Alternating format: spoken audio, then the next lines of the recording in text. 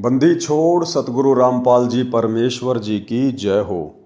परमपिता परमात्मा, सारी सृष्टि के रचनहार, कुल मालिक, असंख्य ब्रह्मांडों के स्वामी, जगत गुरु, तीनों लोकों में प्रवेश करके सबका धारण पोषण करने वाले, राजाधिराज, आत्माधार, नाथों के नाथ, देवों के देव महादेव, सर्वेश्वर महेश्वर, मृत्युंजय, अजरो अमर, आदि अनादि सनातनी प्रभु, जगत पिता जगदीश्वर, श्री श्री 1008 की उपाधि के वास्तविक अधिकारी, अकाल मूरत सौद स्वरूपी राम वासुदेव, सर्वगतम ब्रह्म, परम पूज्य, प्रथम पूज्य, परम संत, परम पुरुष, परम धनी, परम दयालु, सत्य कबीर, हक्का कबीर, अल्लाहु कबीर, अल्लाहु अकबर, बाखबर, अल्लाह ताला, जगत के तारणहार, जगत के मुक्तिदाता, जगत के जगन्नाथ, हारे के सहारे, हिंदुओं के राम, मुसलमानों के अल्लाह, सिखों के वाहिगुरु, ईसाइयों के मसीह, दया के सागर दयानिधि, करुणा के सागर करुणानिधि,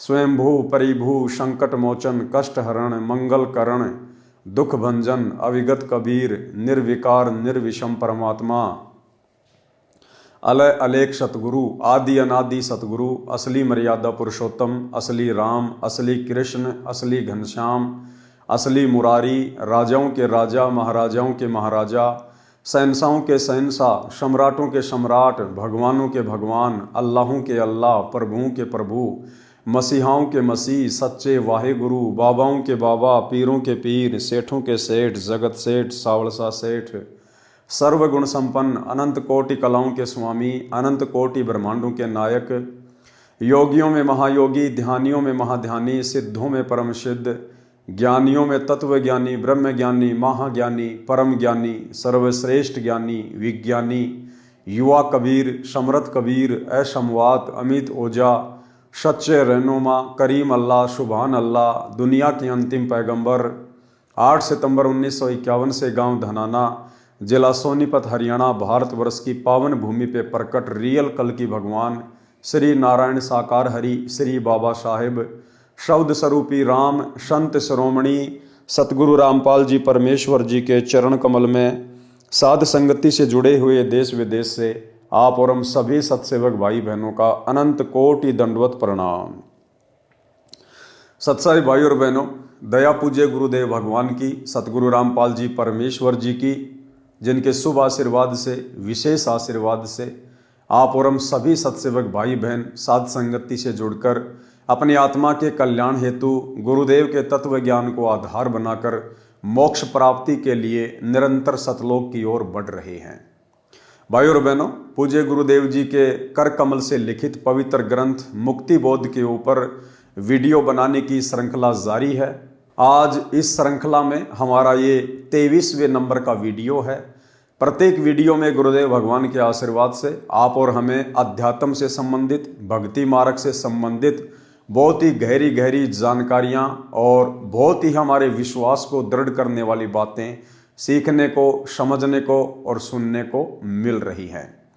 तो भाई और बहनों, आज के वीडियो की हम शुरुआत करते हैं। पवित्र ग्रंथ मुक्ति बोध, पेज नंबर है 245।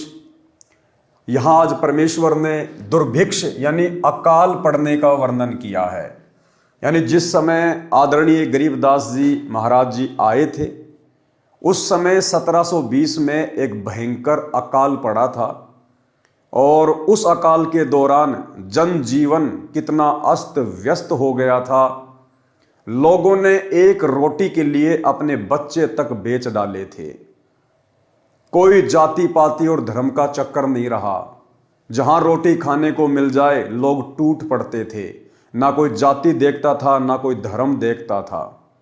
बड़े बड़े राजघराने के लोग, राजा लोग और उनके बच्चे जो नान पुलाव खाया करते थे, 56 प्रकार के भोग खाया करते थे, एक रोटी के टुकड़े के लिए दर दर भटकने लगे। भाई और बहनों, युग परिवर्तन का समय निकट है। 2028 परमेश्वर के द्वारा निर्धारित समय है। ये दुनिया ज्ञान से अपने परमपिता परमेश्वर को नहीं पहचान पा रही है, नहीं जान पा रही है। सन 1994 से परमेश्वर ने, सतगुरु रामपाल जी परमेश्वर जी ने अपना यथार्थ 13वां कबीर पंथ शुरू कर दिया था और पिछले 30 वर्षों से लगातार उन्होंने देश दुनिया को समझाने के लिए दिन रात एक कर डाले।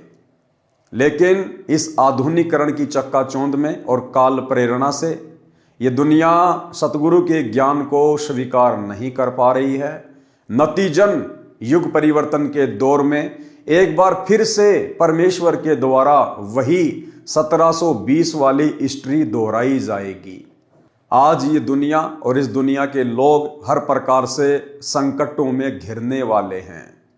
महामारी, युद्ध, महायुद्ध, अनेकों प्रकार से बाढ़, भूकंप, अतिवृष्टि, अनावृष्टि, ओलावृष्टि, जगह जगह पे आग लग जाना, भूकंप आ जाना, कई प्रकार से ये प्रकृति इंसान के जीवन को अस्त व्यस्त करेगी।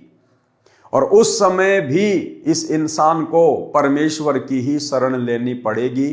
यदि अपने और अपने परिवार का बचाव चाहेंगे तो दूसरा धरती पर कोई रास्ता नहीं होगा।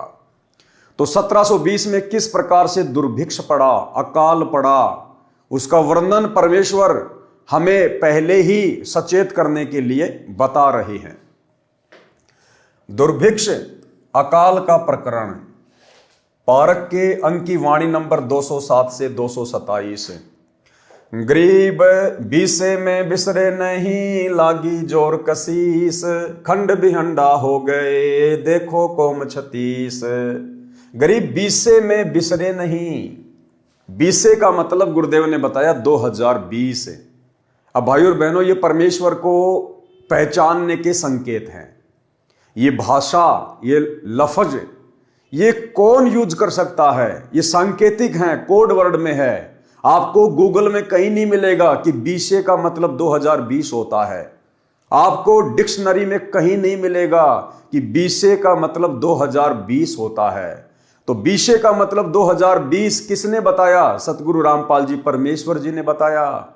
गरीबदास जी ने तो केवल लिख दिया, उसका अनुवाद नहीं किया। अब अनुवाद कौन कर सकता है? समर्थ कर सकता है। तो क्या कह रहे हैं गुरुदेव? गरीब बीसे में बिसरे नहीं, लागी जोर कसीस, खंड बिहंडा हो गए देखो कोम 36। कोम 36 जाति बिरादरियां सब खंड बिहंड हो गए। गरीब शहजादे मांगत फिरे, दिल्ली के उमराव, एक रोटी पाई नहीं जो खाते नान पुलाव। उस अकाल के दौरान वो शहजादे, राजा महाराजाओं के लड़के जो 56 प्रकार के भोजन किया करते थे, नान पुलाव खाया करते थे, कहते हैं एक रोटी के टुकड़े के लिए दर दर भटक रहे थे। ऐसी स्थिति मात्र परमेश्वर ने 1 वर्ष में पैदा कर दी इंसान के दिमाग को ठिकाने लाने के लिए। गरीब शहजादे मांगत फिरे, दिल्ली के उमराव, एक रोटी पाई नहीं खाते नान पुलाव। गरीब गंगा जमुना पार को चली दुनी सब डोल, रोटी साटे बिक गए लड़के बालक मोल। गंगा जमुना को भी लोग पार करके एक रोटी के चक्कर में चले गए। चली दुनी सब डोल, दुनी यानी दुनिया डोलमोल हो गई, और रोटी साटे बिक गए लड़के बालक मोल। एक रोटी के लिए लोगों ने अपने बच्चे तक बेच दिए। गरीब इसते आगे क्या कहूं, बीती बहुत बिताड़, बासमती भोजन कह रहे जिन पाया नहीं पवाड़। परमात्मा कहते हैं इससे ज्यादा उस समय की स्थिति को और मैं क्या बयान करूं। इसते आगे क्या कहूं, बीती बहुत बिताड़, और बासमती भोजन करें जिन पाया नहीं पवाड़। जो लोग बासमती चावल को बना के खाया करते थे, यानी अच्छा अच्छा भोजन खाया करते थे, उनको एक घास होती है पवाड़, गधा भी उसको मजबूरी में खाता है। गधा भी, इंसानों ने वो पवाड़ घास भी नहीं छोड़ी, उसको भी खा गए अपनी जान बचाने के लिए। गरीब इसते आगे क्या कहूं, बीती बहुत बिताड़, बासमती भोजन कह रहे जिन पाया नहीं पवाड़। गरीब खर पवाड़ नहीं खाते हैं, मनस्यु खाया तोड़, सांगर टीट और भाकड़ी लेने वृक्ष जड़ोड़। गरीब खर पवाड़ नहीं खाते हैं, मनस्यु खाया तोड़। खर यानी गधा, गधा भी उस पवाड़ घास को नहीं खाता है। लेकिन उस समय अकाल के दौरान अपनी जान बचाने के लिए इंसानों ने तोड़ तोड़ के खा ली। सांगर, टीट और भाकड़ी। सांगर लगते हैं जैसे जांडी का जो पेड़ होता है ना, राजस्थान में जैसे जांडी होती है, जाटी बोलते हैं, उसके लंबी लंबी लगती हैं। कहते लोगों ने वो भी नहीं छोड़ी। टीट, टीट जो कैर होता है, कैर, उसके लगते हैं गोल गोल टीट, जिनका अचार डाला जाता है। बहुत ज्यादा कड़वे होते हैं। और उन टीटों का कड़वापन दूर करने के लिए, क्योंकि हमारे माता पिता, हमारी दादी, हम बचपन में छोटे छोटे थे तो खुद ही तोड़ तोड़ के लाया करते थे, गांव से बाहर हुआ करते थे कैर। तो पहले तो उनका कड़वापन समाप्त किया जाता था, और उनका कड़वापन समाप्त करने के लिए उनको एक मटके में डालकर ऊपर से छाछ से भर दिया करते थे, छाछ से, लस्सी से। और 10-15 दिन में सड़ सड़ के फिर उनका कड़वापन ठीक ठाक होता था। फिर निकाल के उनको धोते थे, अच्छी प्रकार से साफ करते थे पानी से। उसके बाद फिर उनको तेल वगैरह में डाल के गर्म करके फिर उनका अचार बनाया जाता था, जो रोटी के साथ में कभी कभार थोड़ा बहुत खाया जाता था। लोगों ने अचार डालना तो दूर, साफ करना तो दूर, उसको छाछ में डाल के कड़वापन दूर करना तो बहुत आगे की बात है। लोगों ने कैर के पेड़ से कच्चे तोड़ तोड़ के वो टीट खा लिए, जो आदमी एक भी नहीं खा सकता, एक भी। अगर एक भी खा लेगा तो मुंह का पूरा जायका खराब हो जाएगा, इतना कड़वापन आता उन टीटों में। और लोगों ने उस समय अपनी जान बचाने के लिए वो टीट भी तोड़ तोड़ के खा लिए कैर के पेड़ से।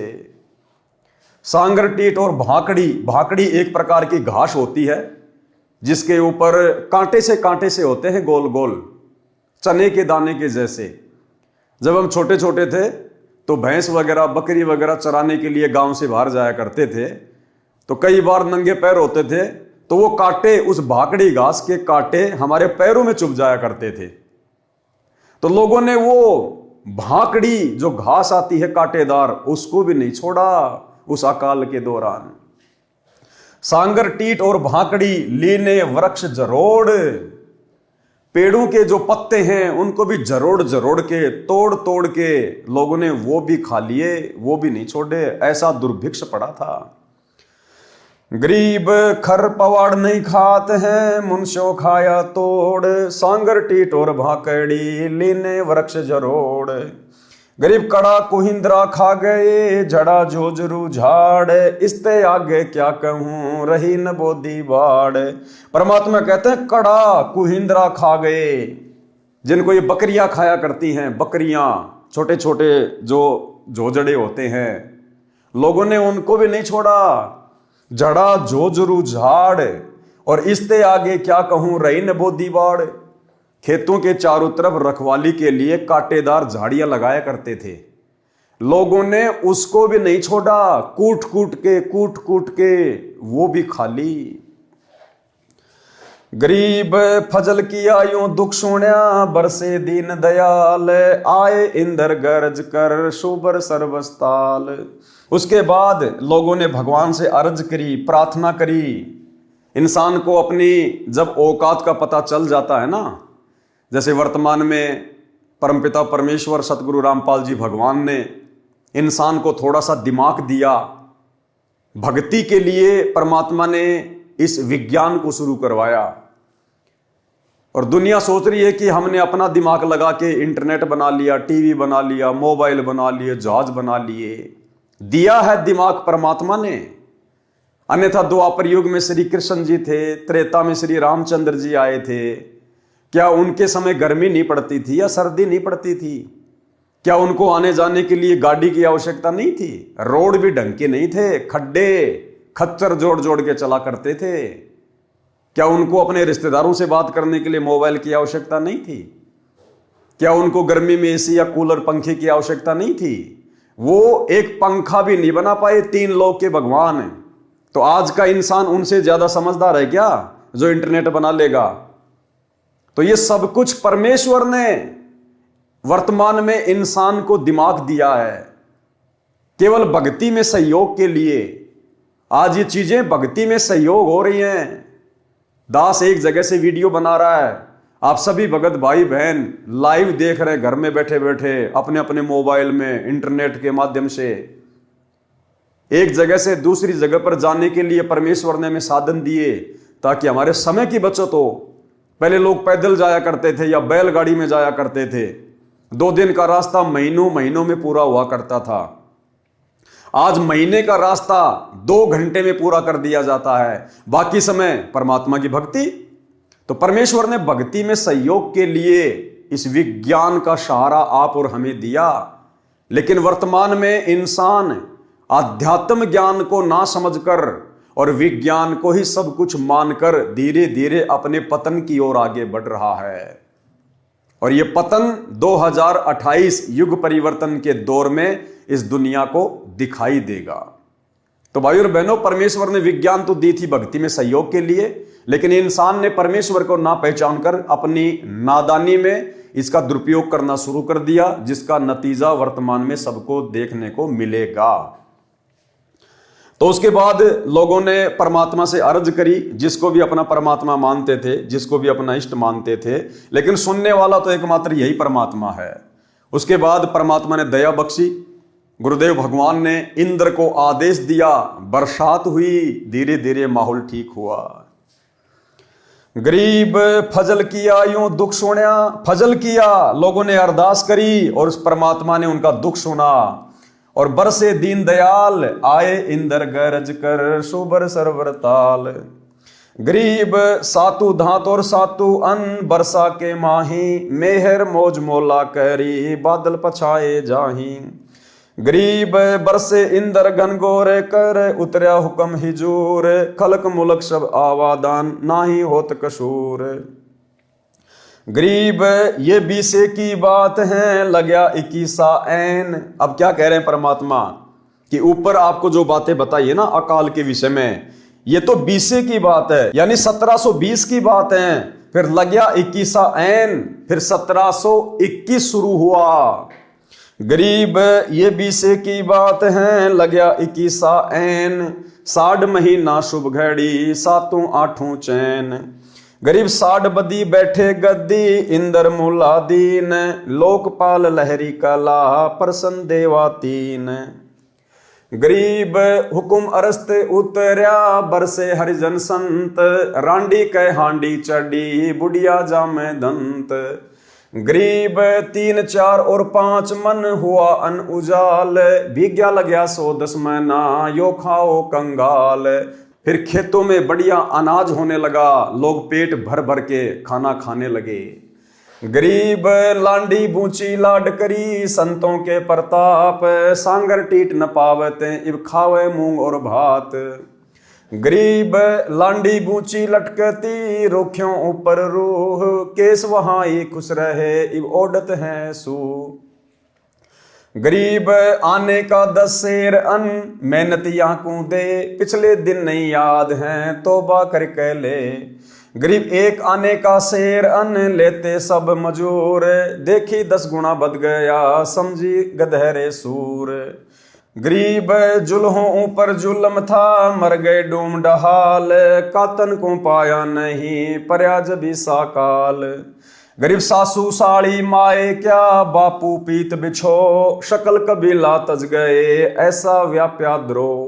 परमात्मा कहते हैं उस अकाल के दौरान क्या सासू, क्या साड़ी, क्या माँ, क्या बाप, क्या बेटा, क्या वो परिवार, क्या वो कबीला, सब तितर बितर हो गए। पता नहीं अपनी पेट की भूख शांत करने के लिए कौन कहां कहां भटक रहा था।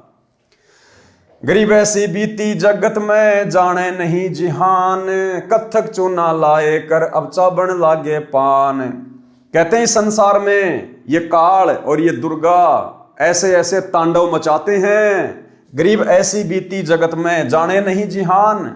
और वर्तमान में इंसान को थोड़ा बहुत परमात्मा ने सुख क्या दे दिया, उन सब घटनाओं को भूल गया है।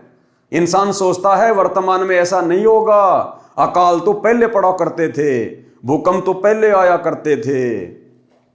और कहते हैं अब कत्थक चूना लाए कर, अब चाबण लागे पान। उस समय तो खाने को रोटी नहीं थी और अब बकवाद करने लग गए। फिर अब चूना लगा के, कत्था लगा के और पान खाने लग गई दुनिया, बकवाद करने लग गई, शराब पीने लग गई, मांस खाने लग गई। तो भाई और बहनों, आज ये दुनिया फिर से उसी मुहाने पे खड़ी है। आज फिर से दुनिया ने वही बकवादे करनी शुरू कर दी, परमेश्वर को पहचान नहीं रहे, जान नहीं रहे। तो आने वाले समय में, जो कि बहुत ही थोड़ा समय बच गया है, मुट्ठी भर भी समय नहीं है, मुट्ठी भर का मतलब है 5 उंगलियां हैं ये, इसको कहते हैं मुट्ठी भर। यानी संसार के पास में, दुनिया के पास में 5 वर्ष भी नहीं बचे हैं। 2028 युग परिवर्तन का दौर है, उससे पहले पहले दुनिया को दिन में तारे दिखाई देने लग जाएंगे। गरीब पंडो भारत में बचे, यो राखे जनदास, काल कुचालों में रहे, नहीं खाए खड़घास। परमात्मा कहते हैं जिस समय महाभारत का युद्ध हुआ था, उस समय परमात्मा ने केवल पांडवों की रक्षा की थी, क्योंकि पांडव एक प्रकार से उस समय धर्म के पाले में थे। हालांकि जिस स्तर पर वो थे उसको धर्म नहीं कहा जा सकता, क्योंकि लड़ तो वो भी राज के लिए रहे थे, तो वो कोई धार्मिक लड़ाई थोड़ी थी। लेकिन कौरवों की तुलना में पांडव परमेश्वर की विशेष आत्मा थी, इसलिए परमात्मा ने महाभारत के युद्ध में उस समय पांडवों की रक्षा की। उस समय भी ऐसी हालातें पैदा हो गई थी, पांडवों को वनवास दे दिया गया था 12 वर्ष का। तो कहते हैं पांडवों के सामने ऐसी परिस्थिति पैदा नहीं हुई कि उनको घास खा खा के अपना टाइम पास करना पड़े। परमात्मा ने उनके लिए हर जगह भोजन की व्यवस्था की। किसके लिए? अपनी विशेष आत्माओं के लिए। अब भाई और बहनों, गुरुदेव ने एक सत्संग में बताया कि विशेष आत्मा क्या होती है और कैसे परमात्मा अपनी विशेष आत्माओं की आपत्तियों के समय सहायता करता है। गुरुदेव ने बताया जैसे एक पिता के 4 संतान हैं और 3 हैं वो नालायक हैं, पिता की आज्ञा का पालन नहीं करते, सारे उल्टे काम करते हैं, और एक है वो पिता की आज्ञा में चलता है। तो जब कोई विशेष संकट आएगा तो उस पिता का ध्यान अपने उस आज्ञाकारी बच्चे के ऊपर जाएगा। वो 3 जो नालायक हैं उनके ऊपर पिता विशेष ध्यान नहीं देगा, उनको अपना कर्म ही भोगना पड़ेगा। महाभारत कितना भयंकर युद्ध हुआ, उसमें पांडवों की रक्षा बनी और सब दुनिया मर गई। ऐसे ही परमात्मा ऐसी आपत्तियों में कबीर परमेश्वर के बच्चों को, कबीर परमेश्वर की जो विशेष आत्माओं को, विशेष कौन सी होती हैं, जैसे वैसे तो हम कबीर जी के सभी बच्चे हैं, सभी उसी का आत्मा है। कीड़ी, हाथी, कुंदर, राजा, रंक, महादेव, ब्रह्मा, विष्णु, महेश और हम। विशेष आत्मा वो हैं जो उनकी आज्ञा का पालन करके उनके अनुसार चल रहे हैं। जैसे एक पिता की 5-6 बेटे हैं और 2 पुत्र उसकी आज्ञा का पालन ना करके बकवाद करते हैं, कि तो चोरी करते हैं, कि तो लठ बजाते हैं, कोई झगड़ा करते हैं, तो वो विशेष आत्मा उसके बच्चे नहीं हैं। आत्मा में दुख तो होता है लेकिन वो उसकी आज्ञा से बाहर जा करके है, तो उन पर विशेष ध्यान ना दे करके पिता उनकी तरफ विशेष ध्यान देता है जो उसकी मर्यादा में चल रही। और जो दूसरे हैं मर्यादाहीन रहते हैं, उनसे तो पैसे भी छुपा कर रखा करे, कभी रास्ते ये निकाल ना ले जाए। तो ऐसे ही जो परमेश्वर की प्यारी आत्माएं कभी किसी उसके चरणों में रही हैं, उस अक्षेत्र में परमात्मा ने अकाल नहीं गिरने दिया। तो यहाँ उसी के विषय बताते हैं, पंडो भारत में बस। तो आने वाले समय में जब ये आपत्तियां देश और दुनिया में आएंगी, उस समय भाई और बहनों परमात्मा केवल अपनी विशेष आत्माओं के ही साथ रहेंगे, बाकी दुनिया के साथ नहीं रहेंगे। दुनिया के जो जैसा कर्म है वैसा ही उनको फल भोगना पड़ेगा।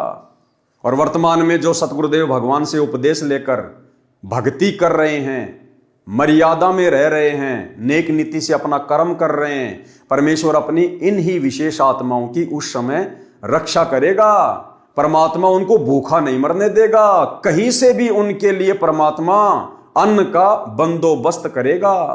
और ये तो समर्थ है, धनी है, जगत सेठ है, इस परमेश्वर को तो कुछ भी करने की जरूरत नहीं है, इनके तो संकेतों से सब कुछ होता है। अगर हमारे घर में उस समय 2 दाने होंगे, सुबह मटका भरा हुआ मिलेगा, मटका भरा हुआ। सुनिए गुरुदेव के मुख कमल से। फिर भगवान व्यवस्था करेगा आपके घर में 2 दाने होंगे, तड़के भरा पाओगा मटका, पिप्पा भरा पाओगा आटे का, इस तरह कर देगा दाता आपके लिए। लेकिन भक्ति करवाने के लिए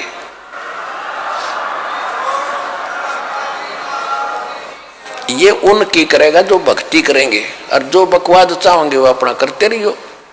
ठीक है, जैसा भक्ति भजन करेंगे उनका लाभ मिल जाएगा, लेकिन वो समस्याएं खड़ी रह जाएंगी। तो भाई और बहनों, इसलिए भक्ति करने की आवश्यकता पड़ती है, इसलिए परमात्मा की आवश्यकता होती है। तो आप और हमारा सौभाग्य जो उस महाविनाशकारी समय से पहले गुरुदेव ने हमारी बुद्धि खोली और हमें अपनी पहचान करवाई, क्योंकि हम परमेश्वर की युगों युगों से भक्ति करते हुए आ रहे हैं। और बाकी दुनिया जिनको आभास भी नहीं है कि धरती पर परमेश्वर आ चुके हैं, इनके पिछले जन्मों के संस्कार इतने मजबूत नहीं हैं, इनके हृदय में अभी भक्ति का बीज डला नहीं है। तो भाई और बहनों, ये आदरणीय गरीबदास जी महाराज जी के सदग्रंथ की वाणियां हैं, यानी सतगुरु रामपाल जी भगवान ने ही 350 साल पहले आदरणीय गरीबदास जी की भूमिका निभाई थी, और इन्होंने ही अपने कर कमल से सदग्रंथ साहिब को लिखा था, यानी लिखवाया था। परमेश्वर तो केवल एक अनपढ़ की भूमिका कर रहे थे, वो चाहते तो लिख भी सकते थे, उनके लिए तो कोई बड़ी बात नहीं है।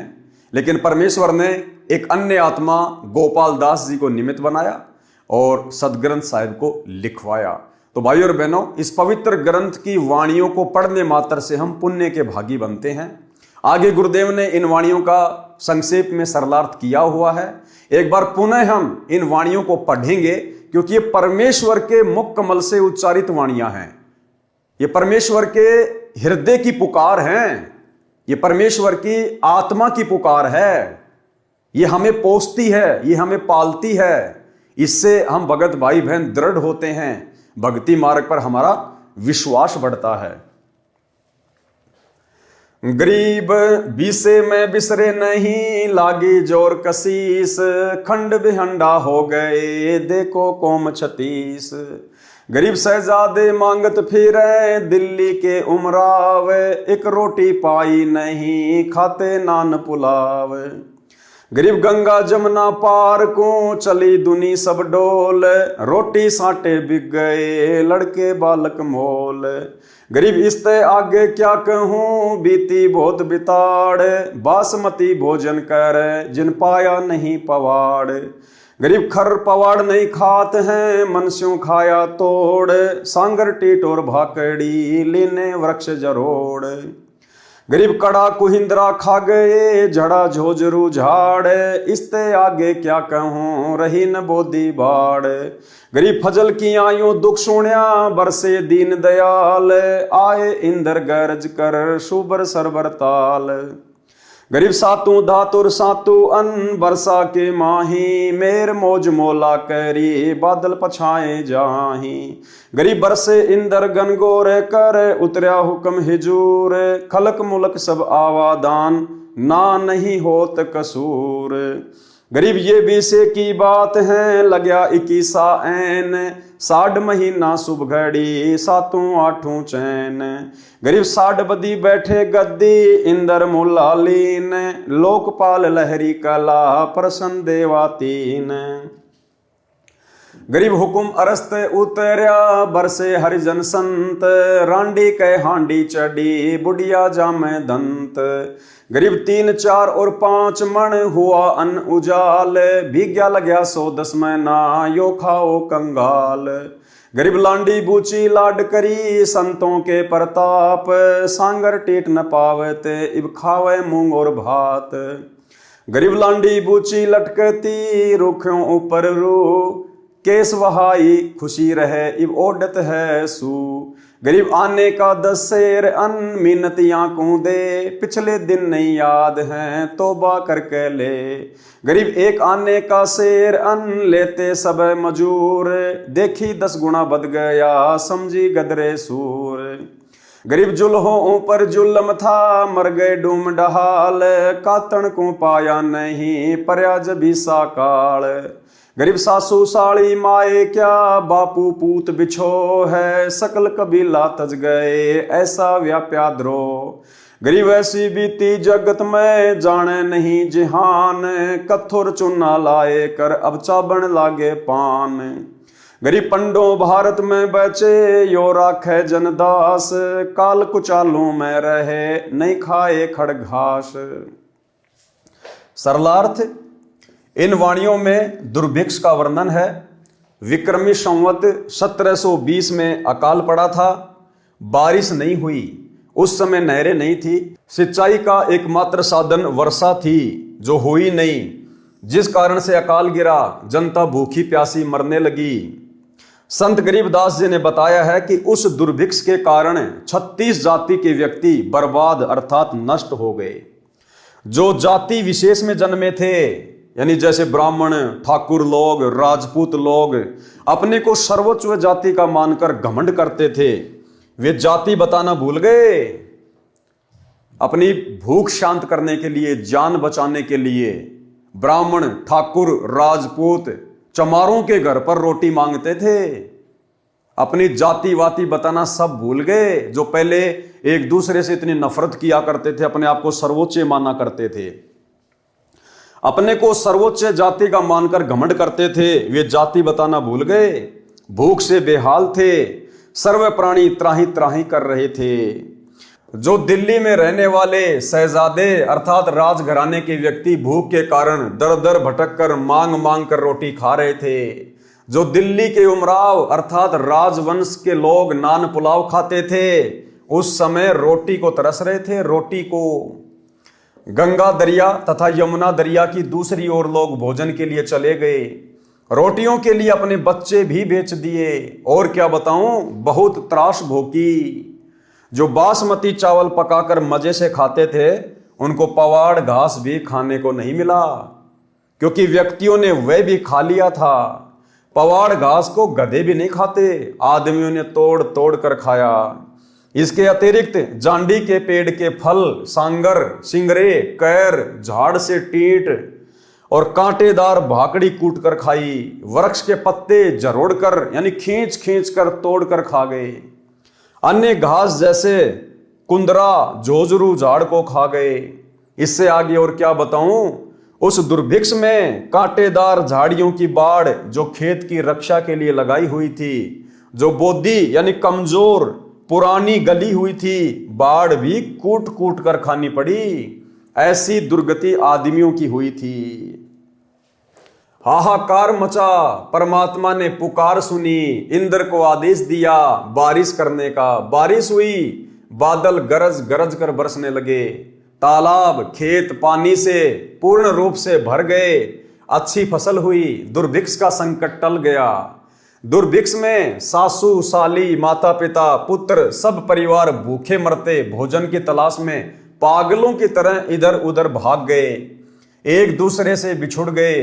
जगत में ऐसी भयंकर स्थिति हुई थी। अब दुनिया उन दुर्दिनों को भूल गई है, बकवाद करने लगे हैं, कत्था तथा चूना लगाकर पान चबाने लगे, यानी फंड करने लगे हैं, परमात्मा को याद नहीं करते। ये सारी बातें गुरुदेव भगवान ने क्यों लिखनी पड़ रही हैं, क्यों समझानी पड़ रही है कि भैया अगर उसी प्रकार से बकवाद करते रहोगे और परमात्मा की भक्ति नहीं करोगे, सच्चे सतगुरु की शरण में आके सत भक्ति नहीं करोगे, तो जिस प्रकार सन 1720 में मात्र 1 वर्ष में परमेश्वर ने दुनिया को अरस से फरस पे लाके छोड़ दिया, वो समय अब ज्यादा दूर नहीं है। तो भाई और बहनों, आप और हमारा सौभाग्य जो परमेश्वर ने हमें पहले से ही उस आगामी मार से बचाने के लिए हमें अपनी शरण में लिया। उस दुर्भिक्ष में परमात्मा ने अपने भक्तों की ऐसे रक्षा की थी जैसे महाभारत के युद्ध में 5 पांडवों की रक्षा की थी। भक्तों को उस अकाल में भी भोजन का भाव नहीं रहा। यानी उस समय जो परमेश्वर की आत्माएं थी, यानी परमात्मा भिन्न भिन्न रूप धारण कर कर पृथ्वी पर विचरते रहते हैं, आत्माओं को सत भक्ति पे लगाते रहते हैं। तो उस समय जो उनकी शरण में थे, जो उनके भगत थे, परमेश्वर ने उस 1720 में अकाल के समय जहां दुनिया की दुर्गति हो रही थी, लेकिन परमेश्वर ने अपने भक्तों के ऊपर दिक्कत नहीं आने दी। उनकी परमेश्वर ने भोजन की व्यवस्था की, उनको भाकड़ी नहीं खाने दी, पवाड़ घास नहीं खाने दी। भक्तों को उस अकाल में भी भोजन का भाव नहीं रहा। और ठीक इसी प्रकार भाई और बहनों, आप और हमने भी विश्वास के साथ भक्ति पे लगे रहना है। और अब तो परमात्मा स्वयं धरती पे प्रकट है, बापों का बाप। आज तो हमें परमात्मा जरा सी भी दिक्कत नहीं होने देगा, जरा सी भी दिक्कत। यदि हमने मर्यादाओं में जरा सी भी त्रुटि नहीं की है तो। वाणी नंबर 228 से 317 में श्री रामचंद्र पुत्र राजा दशरथ की महिमा का वर्णन है तथा राम और रावण के युद्ध का वर्णन है। कागभूषण ने बालक रामचंद्र की परीक्षा ली थी। उस समय पूर्ण ब्रह्म परमात्मा ने, किसने? सतगुरु रामपाल जी परमात्मा ने बालक रामचंद्र का रूप बनाकर उसकी महिमा बनाई थी। अब भाई और बहनों देखो, अनंत घटनाएं हो चुकी हैं, अनंत लीलाएं परमेश्वर कर चुके हैं। आप और हम भाई बहन परमेश्वर की उन अनंत लीलाओं से परिचित नहीं हो सकते हैं। इस परमेश्वर का ज्ञान, ये तत्व ज्ञान अरबों खरबों जीबी का है। आप और हमारी बुद्धि कुछ एक MB की है। तो कैसे भाई और बहनों वो सारी फिल्में, वो सारी कथाएं हमारे छोटे से दिमाग में समा सकती हैं। अब कागभूषण ने बालक रामचंद्र की क्या परीक्षा ली थी और कैसे गुरुदेव भगवान ने श्री रामचंद्र जी का रूप बनाया और उस परीक्षा में पास हुए। अब भाई और बहनों, ये कथाएं आने वाले समय में जब पूज्य गुरुदेव भगवान अपने मिशन को पूरा करके हिसार जेल से बाहर आएंगे, उस समय भाई और बहनों जितने दिन परमात्मा पृथ्वी पर रहेंगे, लीला करेंगे, परमेश्वर हमें आदरणीय गरीबदास जी महाराज जी के सदग्रंथ साहिब से उन्हीं सब कथाओं का जिक्र करेंगे। तो वर्तमान में दास ने गुरुदेव के सत्संगों में इस कथा को नहीं सुना है, क्योंकि गुरुदेव के लाखों सत्संग है, हम सारे सत्संग नहीं सुन सकते हैं। तो अभी तक दास तो नहीं सुन पाया है, इसलिए आप लोगों के सामने वो क्या कथा है उसका जिक्र नहीं कर सकता। तो ये हम परमेश्वर के ऊपर छोड़ते हैं। कागभूषण ने बालक रामचंद्र की परीक्षा ली थी। उस समय पूर्ण ब्रह्म परमात्मा ने बालक रामचंद्र का रूप बनाकर उनकी महिमा बनाई थी। फिर जीवन भर उसकी पूर्व जन्मों की भक्ति के कारण रक्षा की। नारद के अभिमान को भंग किया था, उसका भी वर्णन है। इसका वर्णन पहले कर दिया है। यानी नारद जी तपस्या करने के लिए वन में चले गए थे। 12 वर्ष उन्होंने साधना की और कहा कि मैंने कामदेव के ऊपर, विषय वासनाओं के ऊपर विजय प्राप्त कर ली। उसको अहंकार हो गया था। तो किस प्रकार से परमात्मा ने विष्णु में प्रेरणा करके और नारद के अभिमान को फिर तोड़ा था। रावण के अभिमान के कारण उसका कुल नाश हुआ। सत्य साधना न करके, तमगुण शंकर की भक्ति करके, धन दौलत तथा चमत्कारी शक्ति प्राप्त करके जीवन नष्ट कर दिया। वाणी नंबर 239। गरीब बैरागर की खान को जो कोई लेवे चाही, बिना धनी की बंदगी नगर लगो तिस बाही। सरलार्थ, यदि कोई बैरागर यानी हीरे की खान की इच्छा रखता है, भक्ति पूर्ण परमात्मा की नहीं करता है, उस नगर को आग लगे। जो मांस खाते हैं, शराब पीते हैं, वे तो मनुष्य दिखाई देते हैं, वे तो पशु हैं। पर्वत पर रहने वाले भीलों जैसे दुष्ट हैं। वाणी नंबर 244 से 245 में बताया है कि रावण एक समय में 100 जोटों का यानी 100 भैंसों का मांस खाता था। उसके घर पर नौजवान स्त्री मंदोदरी थी, फिर भी सीता की इच्छा रखता था, जो उसके विनाश का कारण बना। यानी गुरुदेव भगवान आप और हमें शिक्षा देना चाहते हैं कि आपने भूलकर भी शौपन में भी पर स्त्री और पर धन की ओर नजर नहीं रखनी है। जो राखूं त्यो ही रहूं हमरा के चारा, और खाने जाद खरीद हूं गुलाम तुम्हारा। हमने तो अपने गुरुदेव भगवान की रजा में राजी रहना है। भाई और बहनों, इस रावण की छोटी सी कथा से आप और हमें बहुत सारी शिक्षाएं मिल सकती है। हम अपने अभिमान को, अहंकार को चूर चूर कर सकते हैं कि आप और हमारी वर्तमान में ऊंट के मुंह में जीरे के बराबर भी औकात नहीं है। चाहे कोई यहां का प्रधानमंत्री क्यों ना हो, बड़े से बड़ा कोई धनपति क्यों ना हो, आप और हमारी वर्तमान में कोई औकात, कोई हैसियत नहीं है। ऐसे ऐसे महापुरुष, ऐसे ऐसे बली, ऐसे ऐसे दानवीर, ऐसे ऐसे ताकतवर इंसान होकर जा चुके हैं। रावण क्या कह रहे हैं गुरुदेव भगवान? रोजाना 100 जोटों का मांस खाता था, 100 जोटों का। यह रावण की खुराक थी। इसके अलावा सब्जी रोटी अलग है, छाछ दूध दही अलग है। 100 जोटों का मांस, और उस समय के जोटे भी कितने बड़े बड़े होंगे, हाथी से भी बड़े बड़े। तो सोचिए रावण कितना बलवान होगा। गुरुदेव ने बताया कि रावण की हाइट 150 फुट की हाइट थी, 150 फुट की। और शरीर फिर कितना हट्टा कट्टा होगा, जो रोजाना 100 जोटों का मांस खाता था। उस समय के जोटे वर्तमान के हाथी से भी बड़े बड़े। तो सोचिए वर्तमान में कोई 5 फुट का, कोई 6 फुट का, बड़े से बड़ा कोई 7 फुट का इंसान, पता नहीं अपने आप को क्या मान बैठता है। थोड़ा बहुत किसी का शरीर ठीक ठाक होता है, जिम जाम करने लग जाता है, पहलवानी करने लग जाता है, पता नहीं अपने आप को भीम समझने लग जाता है। परमात्मा कहते हैं ये उदाहरण है अभिमान को तोड़ने के लिए, अहंकार को तोड़ने के लिए। आज 1 किलो खाना नहीं खा सकता इंसान एक टाइम में, और रावण एक समय 100 जोटों का मांस खाया करता था, 100 जोटों का। और आगे देखना भाई और बहनों, वाणी नंबर 244-245 में बताया है कि रावण एक समय में 100 जोटों का नर भैंसों का मांस खाता था। उसके घर पर नौजवान स्त्री मंदोदरी थी, फिर भी सीता की इच्छा रखता था, जो उसके विनाश का कारण बना। यदि हम भगत भाई बहन भी यदि पर स्त्री की तरफ कुदृष्टि रखेंगे, कुनजर रखेंगे, तो आप और हमारी भी यही दुर्गति होगी जो रावण की हुई। अरे रावण भी तो परमात्मा की आत्मा थी। और गुरुदेव ने एक सत्संग में बताया कि रावण की आत्मा भी कभी कबीर परमात्मा सतगुरु रामपाल जी भगवान की शरण में रह चुकी थी, लेकिन भक्ति मार्ग पर टिका नहीं। और देखो फिर काल ने उसी परमात्मा के विरुद्ध रावण को खड़ा कर दिया।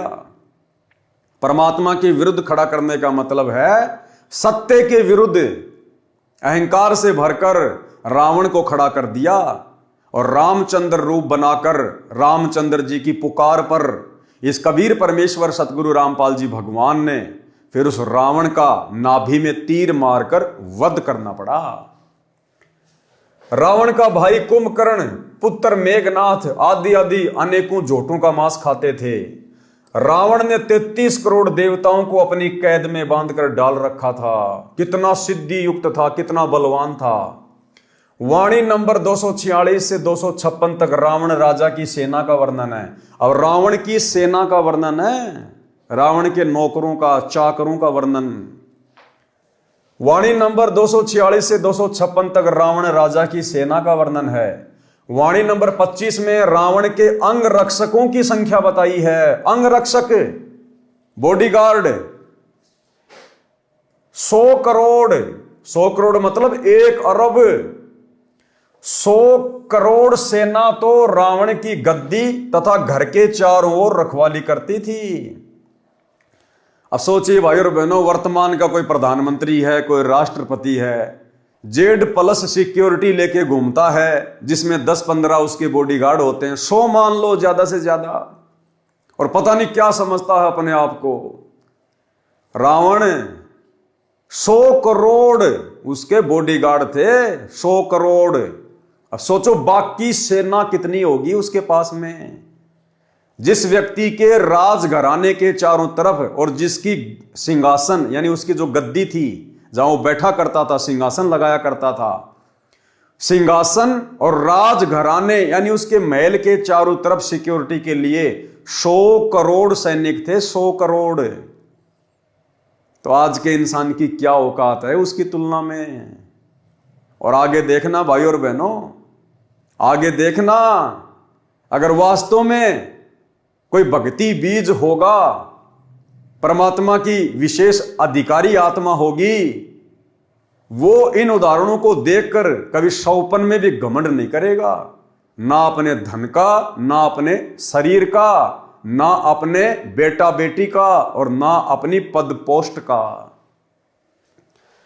पारक के अंक की वाणी नंबर 258 से 259। गरीब जो जन चार आकाश में, जहां रावण की सेज, ता रानी नो जो बनी हरदम रहे उमेज। गरीब एक सवामण कंदरप, रज बीरज ढलकंत, नौजोबनी से जब रावण भोग करंत। ये दोनों लाइनें कितनी गहरी हैं। सबसे पहले परमात्मा ऊपर वाली लाइन का सरलार्थ कर रहे हैं। गरीब योजन चार आकाश में, जहां रावण की सेज। सरलार्थ, लंका के राजा रावण के महल की सबसे ऊपर की मंजिल 4 योजन थी। रावण का जो महल था वो 4 योजन ऊंचा था। और गुरुदेव ने बताया 1 योजन में 12 किलोमीटर होते हैं, तो 12 चौका 48 किलोमीटर ऊंचा रावण का महल था। भाई जिसकी 150 फुट की हाइट है तो भला उसका 48 किलोमीटर क्यों नहीं होगा। और भाई उस समय तो सब कुछ सिद्धियों से काम होता था। जैसे आजकल बुर्ज खलीफा बना दी लोगों ने दुबई में, 800-900 मीटर ऊंची बिल्डिंग है कि दुनिया की सबसे ऊंची बिल्डिंग। और उसमें जाते कैसे हैं? लिफ्ट लगा के। ऐसे ही रावण अपनी 48 किलोमीटर ऊंची बिल्डिंग में सिद्धि शक्ति से उड़ के जाया करता था, उड़ के जाया करते थे।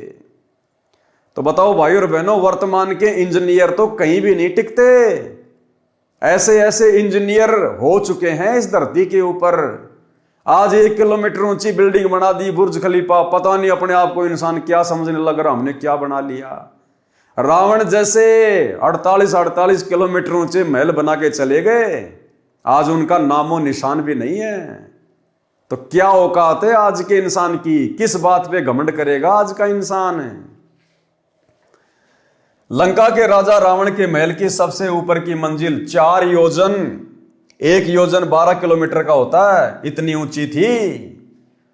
और आजकल कोई भगत भाई बहन अगर 2 मंजिल बना लेता है, 3 मंजिल बना लेता है, फूला नहीं समाता। रात को सपने भी आते हैं, किराएदार आ गया, 12,000 महीने के दे रहा है, बढ़िया रसोई का काम चल रहा है। परमात्मा कहते हैं घर तो 3.5 हाथ गणा तो पूर्ण 4, और इससे अधिक जो चाहता उसको नहीं विचार। साईं इतना दीजिए जिसमें कुटुंब समाव, हम भी भूखे ना रहे साधु न भूखा जाए। हम भगत भाई बहनों ने केवल अपनी भक्ति को सफल करने के लिए, और जितनी वस्तुओं की हमें आवश्यकता है कम से कम, केवल हमने उतनी ही वस्तुओं का संग्रह करना है। और बार बार हमने गुरुदेव भगवान से डिमांड नहीं करनी, अर्ज नहीं करनी, प्रार्थना नहीं करनी। बारंबार गुरुदेव से प्रार्थना करना भी काल का भयंकर जाल है। यदि आप सांसारिक वस्तुओं के लिए, भौतिक वस्तुओं के लिए, बेटा बेटी की पढ़ाई के लिए, नौकरी के लिए, इंटरव्यू के लिए, मकान बनाने के लिए, यदि आप बारंबार गुरुदेव भगवान से अर्ज करते हैं, प्रार्थना करते हैं, तो भाई और बहनों परमात्मा ने बताया तुम अपना सत्यानाश कर रहे हो। अगर तुम्हें परमात्मा देगा तो तुम्हारी भक्ति से देगा, तेल तो तिलों से निकलेगा। मांग लो ये तो दे देगा, दाता है, दाता एक राम भिखारी सारी दुनिया। लेकिन तुम्हें देगा तुम्हारी भक्ति के प्रतिफल में।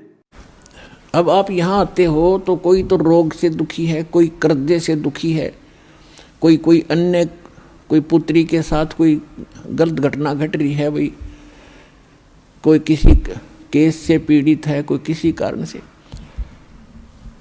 और जो भी ज्ञान और भक्ति दी जाती है आपकी वहीं नष्ट हो जाती है, क्योंकि आप भक्ति करते हो, फिर 36 आपके ऊपर आपदाएं हैं, उनसे पर अर्जी लगाते हुए भगवान ने हो जाती, वो आपकी साथ साथ खत्म होती है। और जो भी ज्ञान और भक्ति दी जाती है आपकी वहीं नष्ट हो जाती है, क्योंकि आप भक्ति करते हो, फिर 36 आपके ऊपर आपदाएं हैं, उनसे पर अर्जी लगाते हुए भगवान ने हो जाती, वो आपकी साथ साथ खत्म होती है। और जो भी ज्ञान और भक्ति दी जाती है आपकी वहीं नष्ट हो जाती है, क्योंकि आप भक्ति करते हो, फिर 36 आपके ऊपर आपदाएं हैं, उनसे पर अर्जी लगाते हुए भगवान ने हो जाती, वो आपकी साथ साथ खत्म होती है। तो परमात्मा आपको कैसे ठीक करेगा? एक बार किसी के ओठ का चोट लगी, ओठ के, और किसी ने दवाई बता दी कि इसके होठ का हलवा बना के बांध दो, अब थोड़ा सा हलवा बनाया 10-20 ग्राम देसी घी का, उसके होठ पर रख दिया। होठ पर रखते हो भीतर कर गया, भूखा था। उसने फिर दरिया, वो फिर खा गया। एक समझदार से ने बताया कि अच्छा बना दो, और पहले इसने भीतर से भरो, जब होठ पर टटेगा अंदर से फुल करो इसको, जब टेकने देगा ये होठ पे।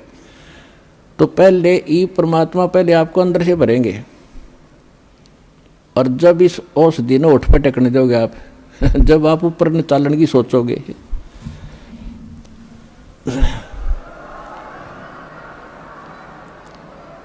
अर्थात आपकी यहाँ की जो रिक्वायरमेंट है, दाता आपके दुख हैं पहले इन्हें ठीक करेगा, और ठीक होके फिर आप गफलत कर जाते हो। इतना भी मालिक को मालूम है, आप चाहे मानो या ना मानो। अब कई भक्त कहते हैं जी कति और तो सारा ठीक हो गया, थोड़ा सा कोई बताते हैं ऐसा दुख रह गया, वहाँ यो तो रखना पड़ेगा भगवान ने, यो तो जान कर रखा ना, तुम फिर अंडी पाक जाओगे। तो परमात्मा कहते हैं कि सुख के माथे पत्थर पड़ो, जिसते नाम मर देते जावे, और बलिहारी उस दुख के जो पल पल नाम उठावे। तो परमात्मा कहते इसे सुख का आग लगे जिस तो भगवान की भूल पड़े। और बुद्धिमान व्यक्ति, समझदार व्यक्ति, भक्त ने ये मांगना चाहिए, परमात्मा ऐसा दुख दिए रखना आपकी याद बनी रहे, ऐसा सुख ना देना जिससे आपसे दूर हो जाए, भाड़ में जाए ऐसा दुख सुख। तो पुण्यात्माओं, ये परमात्मा थोड़ा बहुत जो रखे है ये अनिवार्य ही होगा हमारे लिए, ये सोचकर आप अब ब्लाइंड फेथ करो इस मार्ग पे। तो भाई हमने ये भक्ति यहीं पे खर्च नहीं करनी, ये भक्ति तो हमने सतलोक जाने के लिए संग्रह करनी है। और इस दाता से मांगना क्या? अरे जो सब कुछ जानता है, जो अंतर्यामी है, जो तीनों लोकों में प्रवेश करके सबका पालन पोषण कर रहा है, ऐसे समर्थ सांवरिया सेठ से मांगा थोड़ी जाता है। अरे मांगा तो उससे जाता है जिसको पता नहीं होता। हमारे गुरुदेव को तो बताने की जरूरत नहीं है, ये तो घट घट के वासी हैं, कण कण के वासी हैं। अगर हम इनकी सतभक्ति कर रहे हैं, इनकी शरण में हैं, मर्यादा में हैं, समय से पहले परमात्मा आवश्यक वस्तु आप और हमारे सामने खड़ी कर देगा।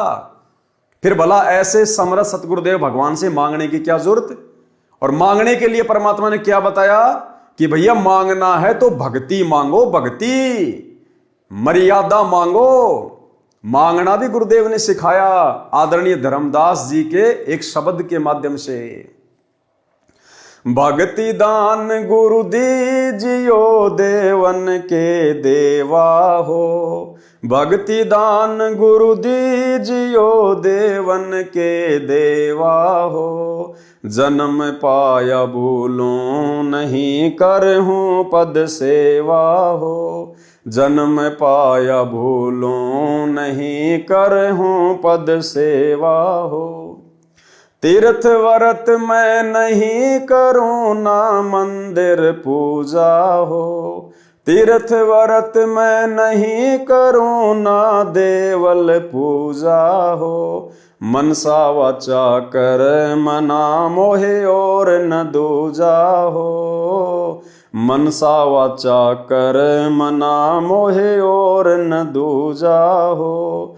भक्ति दान गुरु दीजियो देवन के देवा हो, भक्ति दान गुरु दीजियो देवन के देवा हो। जन्म पाया भूलों नहीं करहूं पद सेवा हो।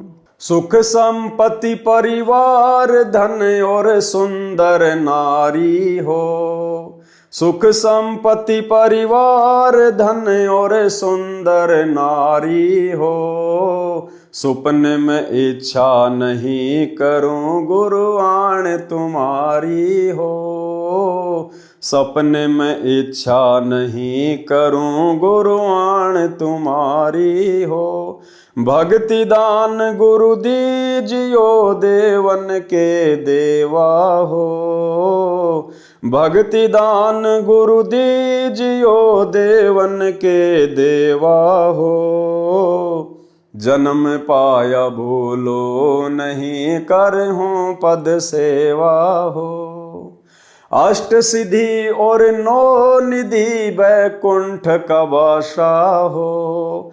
अष्ट सिद्धि और नौ निधि वैकुंठ का वासा हो। सो मैं तुमसे न मांगता, सब थोथरी आशा हो। सो मैं तुमसे न मांगता, सब थोथरी आशा हो। भक्ति दान गुरु दीजियो, देवन के देवा हो। भक्ति दान गुरु दीजियो, देवन के देवा हो। जन्म पाया भूलो नहीं, करहूँ पद सेवा हो। तो यदि हमने कुछ मांगना भी है अपने परमेश्वर से, अपने महबूब से, अपने गुरुदेव भगवान से, तो गुरुदेव ने बताया कि बच्चों तुम क्या मांगोगे? तुम रावण से ज्यादा यहां पर वैभवशाली नहीं हो सकते, भौतिक सुख सुविधाओं से लैस नहीं हो सकते। जिसकी 48 किलोमीटर ऊंची मंजिल थी, सिद्धि शक्ति से उड़ के जाया करता था, और 48 किलोमीटर ऊंचा महल पूरा का पूरा सोने का, गारियां भी सोने की, ईंटें भी सोने की। क्या हम उस रावण से ज्यादा वैभवशाली यहां हो सकते हैं? 1 लाख पूत 1.25 लाख नाती, उस रावण के आज घर में कोई दीवा ना बाती। 1 लाख जिसका उसका कोई वंश भी नहीं आज धरती पर। तो बताओ फिर हम क्या मांगे परमात्मा से? क्या मांगे? वो रावण अपने साथ में सुई की नोक नहीं लेकर जा सका, हम क्या ले जाएंगे? तो परमात्मा कहते हैं भक्ति मांगो, भक्ति से बड़ा कोई धन नहीं है। कबीरा सब जग निर्धना, धनवंता ना कोई, और धनवंता सोई जानिए, जिसके पास राम नाम धन होए। कौन से राम का? सतगुरु रामपाल जी परमेश्वर जी का शतनाम, सार नाम, प्रथम नाम, इनकी भक्ति, इससे बड़ा दुनिया में कोई धन नहीं है। बाकी सब धन नश्वर हैं, खंड खंड हो जाएंगे, लेकिन ये भक्ति धन कभी भी नष्ट नहीं होता, हमें शतलोक में पहुंचा देगा। तो गुरुदेव ने बताया अगर कुछ मांगना भी है तो भक्ति मांगो। जय तन चाहिए राजपाट, तो धर ले ध्यान हमारा। अगर तेरे मन में राज्य करने की इच्छा भी है तो भी इस भक्ति से ही मिलेगी। अगर रावण को भी वो महल मिला, ठाट बाट मिले, नौकर चाकर मिले, तो भी उसकी भक्ति के प्रतिफल में मिले। रावण ने 10 बार अपना सिर अपने हाथ से तलवार से काट के अपने इष्ट श्री शंकर जी के चरणों में चढ़ा दिया, लेकिन फिर भी देने वाला तो यही कबीर परमात्मा था, भले शंकर जी के माध्यम से दे। अष्ट सिद्धि 9 निधि का दाता यही है, 24 सिद्धियों का स्वामी यही है। ये देवी देवता ब्रह्मा विष्णु महेश भी इसी समर्थ सेठ सतगुरु रामपाल जी भगवान से मांगते हैं। 33 कोटि अधारा, ध्यावे शेष 88, उतरे भवजल पारा, कटहे यम की फांसी। ये 33 करोड़ देवी देवता और 88,000 ऋषि महात्मा भी अपनी भक्ति का आधार इसी पूर्ण परमात्मा कबीर परमेश्वर सतगुरु रामपाल जी भगवान को ही मानते हैं, भले उन्हें भक्ति का वास्तविक ज्ञान नहीं है। जिस प्रकार इंसान चाहे किसको भी पूजता है, किसी भी देवी देवता की पूजा करता है, लेकिन जब उसके ऊपर विशेष आपत्ति आती है तो उसकी आत्मा से एक ही पुकार निकलती है, हे परमात्मा, हे मालिक, हे परमेश्वर। इसी प्रकार ये देवी देवता चाहे जो भक्ति कर रहे हैं, लेकिन उनकी भक्ति का आधार वो परमात्मा ही है, क्योंकि सर्व का पालन पोषण यही एकमात्र परमात्मा तीनों लोकों में प्रवेश करके करता है। तो हम भगत भाई बहनों ने ये रावण जैसे जन्म बहुत भोग लिए। इस नकली नश्वर 21 ब्रह्मांड के झूठे सुख हमने बहुत बार भोग लिए। अनेकों बार हमने बड़े बड़े बलशाली पहलवानों के जन्म ले लिए। अनेकों बार हम बड़े बड़े बिजनेसमैन रह चुके हैं, बड़े बड़े खिलाड़ी रह चुके हैं। हमने सर्व जीवन भोग लिए। परमात्मा कहते हैं कोटि जन्म तू राजा की न्या, करोड़ों बार तो सतलोक से आने के बाद हम यहां पर पृथ्वी पर सर्व संपन्न राजाओं के जीवन भोग चुके हैं।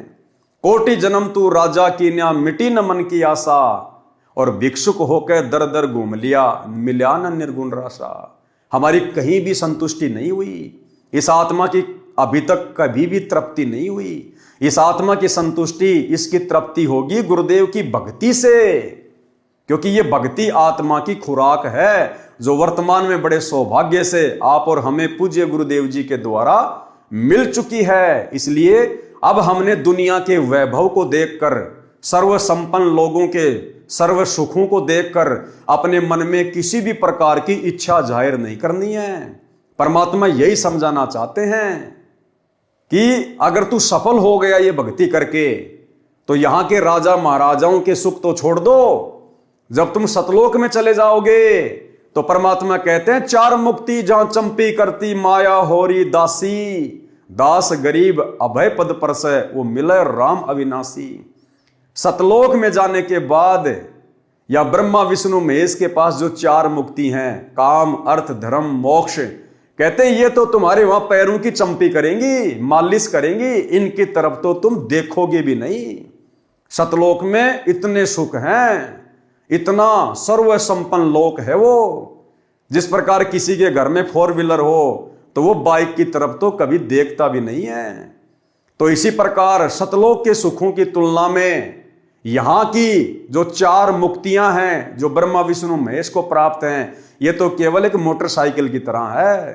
तो भाइयों और बहनों, हमने नीची गर्दन करके दुनिया को ना देखकर, गुरु के ज्ञान को आधार बनाकर और मृत मानकर अपने आप को, ये जीवन, ये शरीर, ये सोच अपने गुरुजी को समर्पित कर देनी है कि गुरुजी मैं स्वयं को आपको समर्पित करता हूं, मेरा जीवन आपके कदमों में है, हे परमेश्वर आपका कुत्ता हूं, मेरी डोर अपने हाथ में रखना। कुत्ता हूं गुरुदेव का, पवन दास का नाम, और गले प्रेम की जेवड़ी, जहां खींचो तहां जाऊं। तो करो तो बावड़ूं, दूर दूर करो तो जाऊं, और जो राखूं त्यों ही रहूं, जो देवोगे सो खाऊं। हमने इस भाव से, क्योंकि भाई और बहनों कितनी उम्र है हमारी, आधी से ज्यादा उम्र तो जा चुकी है, 15, 20, 25 साल की हमारी उम्र है। अब बताओ, अब 40 साल में तो हम जगत सेठ बने नहीं, अब 15, 20 साल में क्या जगत सेठ बनेंगे? और बन भी गए तो परमात्मा ने जो पहले जो जगत सेठ बन के जा चुके हैं उनकी दुर्गति बता दी। बताओ फिर क्या मांगे हम परमात्मा से भक्ति के अलावा, मर्यादा के अलावा। सरलार्थ, लंका के राजा रावण के महल की सबसे ऊपर की मंजिल 4 योजन, 1 योजन 12 किलोमीटर का होता है, इतनी ऊंची थी। उसमें रावण नौजवान स्त्री के साथ संभोग करता था। संभोग यानी सेक्स करते समय दोनों स्त्री पुरुष के वीर्यपात होने की मात्रा 1.25 मण, 1 मण में होता है 40 किलो, इतनी होती थी, यानी 50 किलो, यानी आधा क्विंटल होती थी।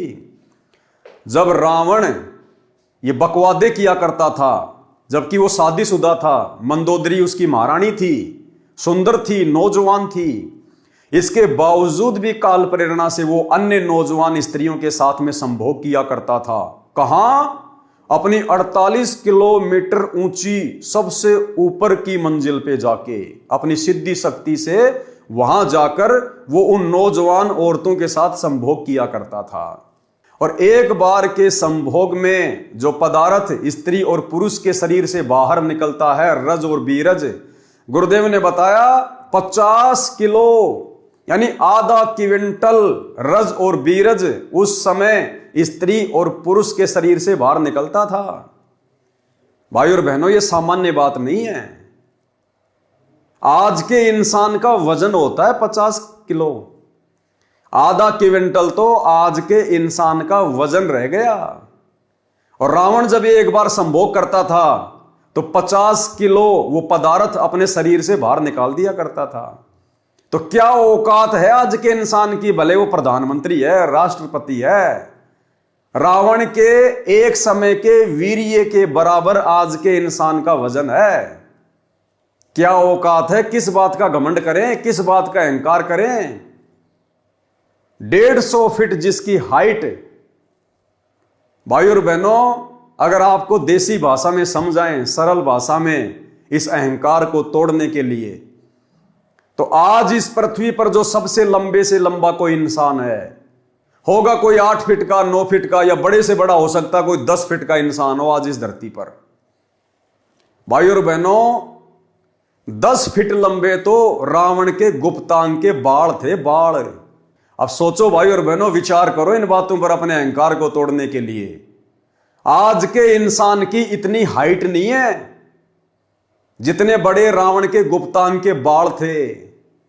अब सोचिए हम किस बात का घमंड करें, हमारी औकात क्या है। इसीलिए परमात्मा हमें बारंबार समझाते हैं, मर्द गर्द में मिल गए रावण से रणधीर, कंस केश चानूर से हिरणाकुश बलबीर। और तेरी क्या बुनियाद है, तू पेंडा पंथ पकड़, गरीब दास हरि भक्ति बिन तेरा खाली रहसी खेत। कि मर्द गर्द में मिल गए रावण जैसे मर्द, कंस जैसे, हिरण्यकश्यप जैसे, वास्तव में जिनको मर्द कह सकते हैं, जो शरीर से भी मर्द थे, बलशाली थे, धन से भी थे। कहते हैं उल्टे काम कर करके आज उनका धरती पर खोज भी नहीं है।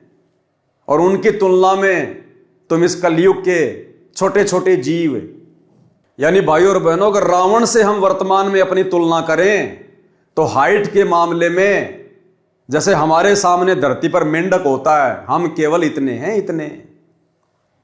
तो किस बात का घमंड करें, किस बात का अहंकार करें। अगर किसी के पास ज्यादा संपत्ति है, कोई बहुत बड़ा नौकरी वाला है, जिसके पास बड़ा सा मकान है, कोई फार्म हाउस है, 2-4 प्लाट हैं, तो परमात्मा कहते हैं रावण से कंपैरिजन कर लिया करो कि तुम्हारे जैसे कितने चले गए। 100 करोड़ तो जिसके बॉडीगार्ड थे, बॉडीगार्ड। 48 किलोमीटर ऊंचा जिसका महल था, और वो भी सोने का। भाई और बहनों, हम कहीं नहीं टिकते, कहीं भी। इसलिए परमात्मा से वर्तमान में यदि हमें कुछ मांगना है तो भक्ति, जो भक्ति रावण के पास नहीं थी, जिस धन के अभाव में रावण मर गया, जिस धन को रावण भी प्राप्त नहीं कर पाया, आज हम वो अनमोल वस्तु प्राप्त कर सकते हैं। क्योंकि आज हमें मौका है, वो दाता धरती पर प्रकट है, सतगुरु रामपाल जी भगवान। तो हमने केवल परमात्मा से भक्ति मांगनी है, मर्यादा मांगनी है, आधीनी मांगनी है, दास भाव मांगना है। बाकी तो परमात्मा ठाठ कर देगा जितनी हमें यहां आवश्यकता होगी। और उसके बाद फिर सदा के ठाठ के लिए परमात्मा सतलोक में बैठा देगा। फिर हमने झांक के भी नहीं देखना इधर।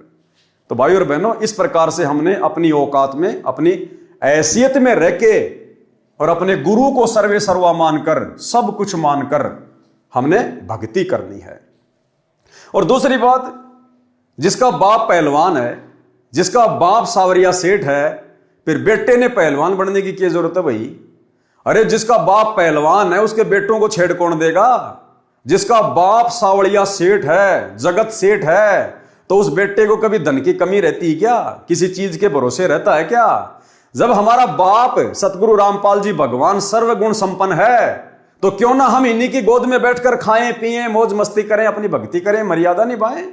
हम क्यों टेंशन में पड़े।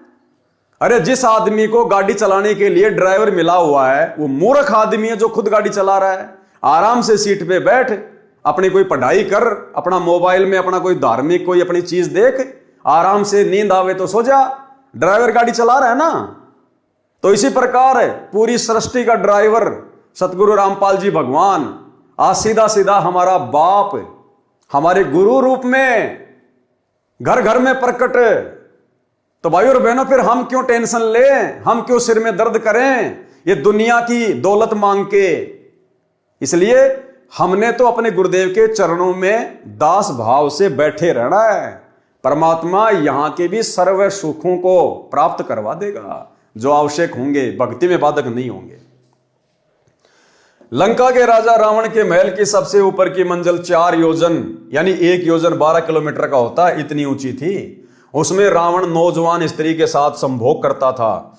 संभोग यानी सेक्स करते समय दोनों स्त्री पुरुष के वीर्यपात होने की मात्रा 1.25 मण, 1 मण में 40 किलोग्राम होता है, इतनी होती थी, यानी 50 किलोग्राम, आधा क्विंटल होती थी। वाणी नंबर 260 से 317 तक। और भाई और बहनों, परमात्मा ने फिर एक सत्संग में बताया कि जो कुंभकर्ण था, कुंभकर्ण रावण का भाई, वो तो रावण से भी कई गुना ऊंची हाइट का था, कई गुना ऊंची हाइट का। और रावण का भाई कुंभकर्ण ब्रेकफास्ट में यानी नाश्ते में 100 जोटों का मांस खाता था। रावण तो भोजन करते समय 100 जोटों का मांस खाता था और कुंभकर्ण केवल नाश्ते में ब्रेकफास्ट में ही 100 जोटों का मांस खाता था और 100 मट के दारू के। अब सोचो वो कुंभकर्ण जो भोजन करता होगा दोपहर का या रात का, उस समय क्या खाता होगा। और उस कुंभकर्ण को नींद से उठाने के लिए परमात्मा ने बताया 12,000 बलशाली योद्धा, यानी उस समय 100 फुट की हाइट थी, 12,000 सैनिक 100 फुट के उसको उठाने के लिए उसके जो है मुगदर मारा करते थे, चोट मारते थे उसके भयंकर भयंकर। और कहते हैं कुंभकर्ण की नाक में, एक साइड का जो नाक है ना, जैसे 2 छेद है नाक में, एक साइड के नाक के छेद में 2 हाथी आ जाते थे, इतना चौड़ा उसका एक साइड का नाक का छेद था। तो सोचो भाई और बहनों वो कुंभकर्ण क्या होगा।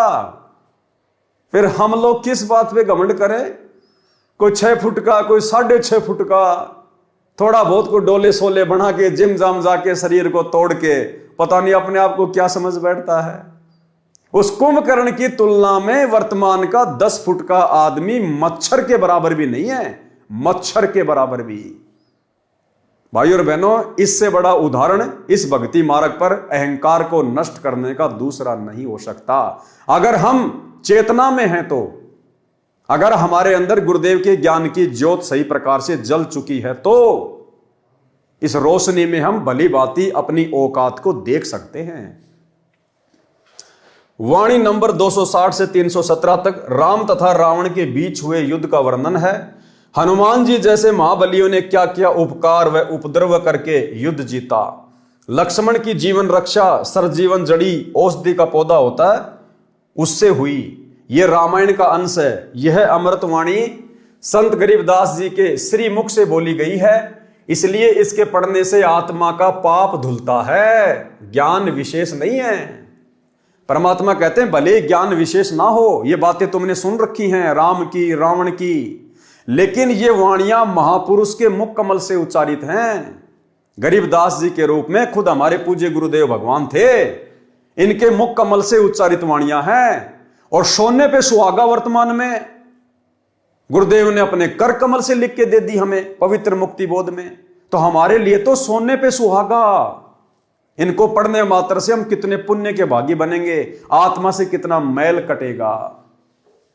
पारक के अंक की वाणी नंबर 318 से 329। गरीब 1,80,000 असली और सकल जी नाती, मैं मंद का कलमा सरूं तबक 14 दाती।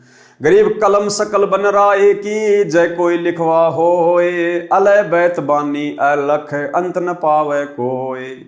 गरीब पोहमी की पट्टी करे, ऊपर लिखे हरफ, सकल समुद्र की मसी करे, लख्या न जाए अलफ। गरीब अली अलय में भेद क्या, एक नूर जहूर, मोहम्मद तो मदती पर हो रहे चकनाचूर। गरीब हस्ती घोड़ा मर्द क्या, बली बजर क्यों न होए, अरस कुरस बिच ना बचे, अली तेग ततलोए। गरीब 70 कदम कट्टे कटक, जय अली फिरावे तेग, खड़ी करे आसमान को तो शब्द सुर्ग पर बेग। गरीब अली अलय का शेर है, सीना स्वाफ शरीर, कृष्ण अली एक कली, न्यारी कला कबीर। गरीब अलय वृक्ष अली पान है, झरझर पर अनंत, कृष्ण कली दर कली है, अगम कबीरा पंथ। गरीब अली अली लो हो गए, मैं मंद पदम 50, कबीर एक का एक है, दूजा नहीं मिलावे। गरीब जबराइल जुबान परी, मैं काइल मुकट, असराफिल कबली दरे, अजाजिल ओ घट। गरीब चारु मुवक्कल रब दे, है घट घट अस्तान, जा परी रब दा तकत है, जहां आप अलय रहमान। गरीब नबी नाक में मंद मुख, मन मक्का महबूब, चिसम इसम दरगाह दिल, देखी खूब खुदी खूब। यानी ये अरबी, फारसी, उर्दू, पता नहीं कौन कौन सी भाषाओं के शब्द हैं, क्योंकि आदरणीय गरीबदास जी ने अपने सदग्रंथ साहिब में अपनी 24,000 वाणियों में विश्व की सभी भाषाओं का समावेश किया है।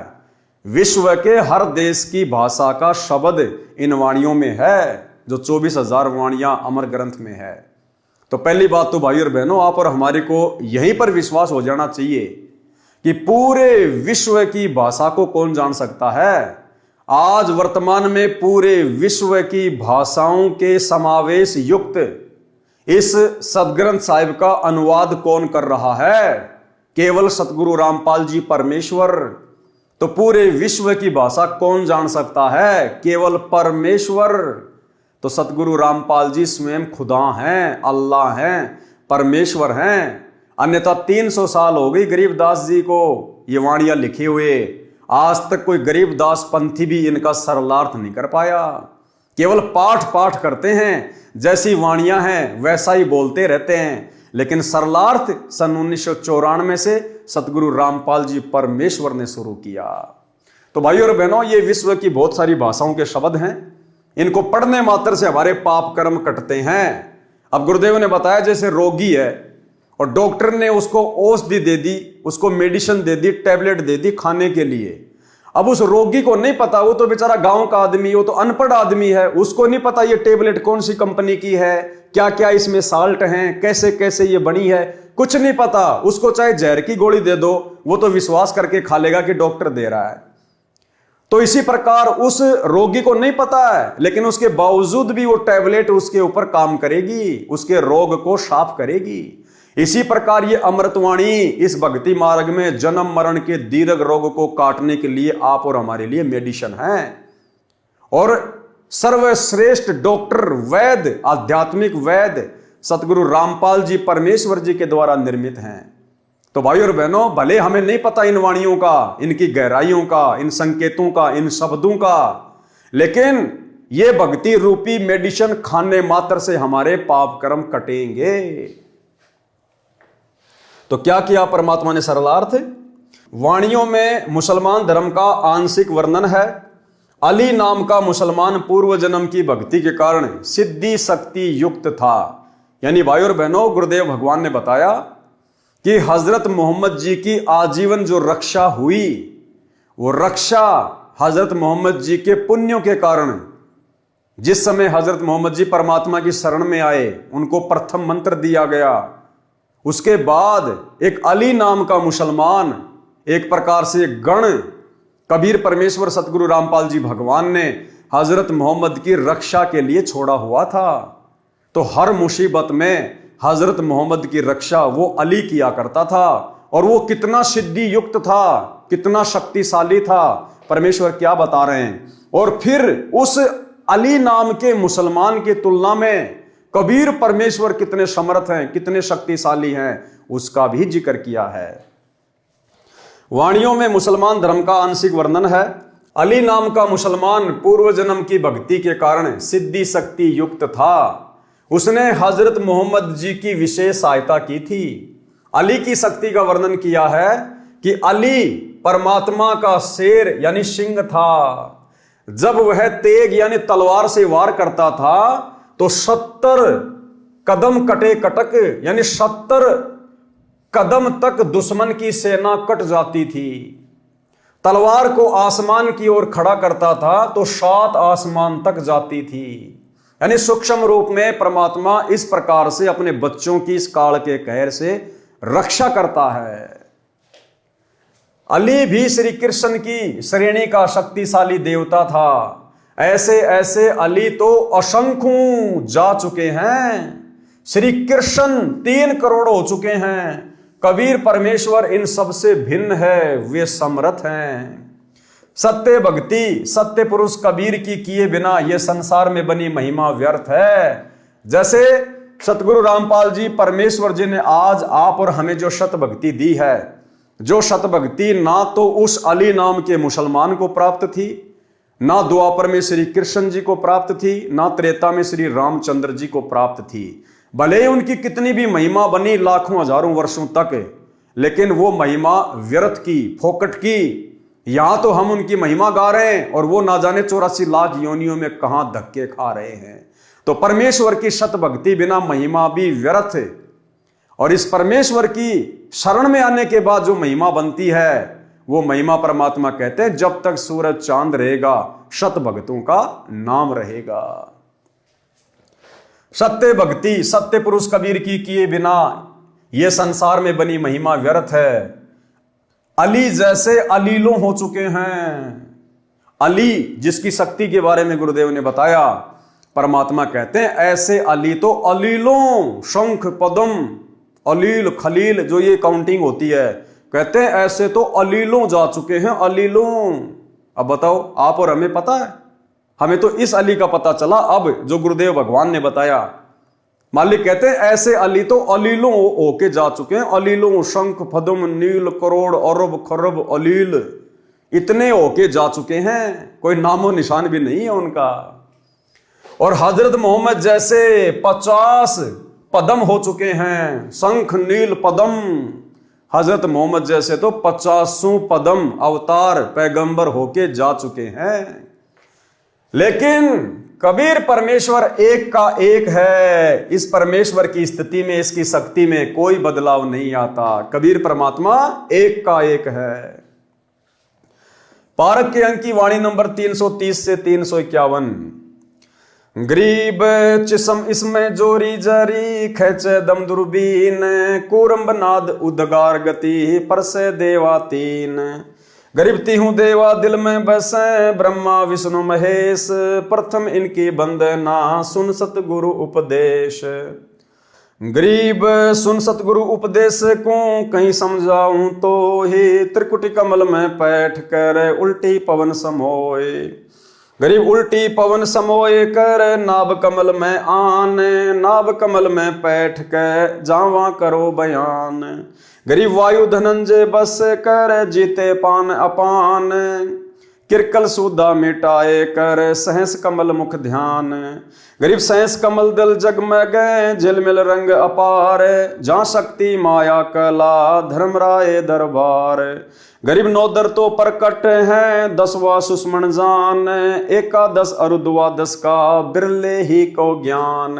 11वें द्वार का और 12वें द्वार का तो केवल बिरले को ही पता चलता है, और वर्तमान में वो बिरला शक्ति है सतगुरु रामपाल जी भगवान। इनके बताने के बाद अब पूरे विश्व को पता चल गया। गरीब कैसे पाऊं विधि कहो, दीजे मोही बताए, कल कूची मोशों कहूं कौन पंथ को रा। गरीब तिलजे है उन्मान्य है बटक बीज विस्तार, त्रिवेणी के घाट चढ़ी देखो मुक्ति द्वार। गरीब दो दल का जहां कमल है, जहां वहां ओगट घाट, तिल परवान खिड़की लगी सहजे खुले कपाट। गरीब दो दल का जहां कमल है, अगम द्वार बैराट, मकर तार डोरी गहो चली सतगुरु की बाट। गरीब स्थूल दे का भेद कहां, अब सूक्ष्म कहूं विस्तार, या में भी दर द्वादश हैं कोई न पाया पार। सरलार्थ, इन वाणियों में भक्ति मार्ग बताया है, कमलों का वर्णन है। संत गरीबदास जी ने पाठ करने यानी ग्रंथ को पढ़ते समय पाठी के लिए रह रहकर प्रत्येक विषय को दोहराया है ताकि याद बनी रहे।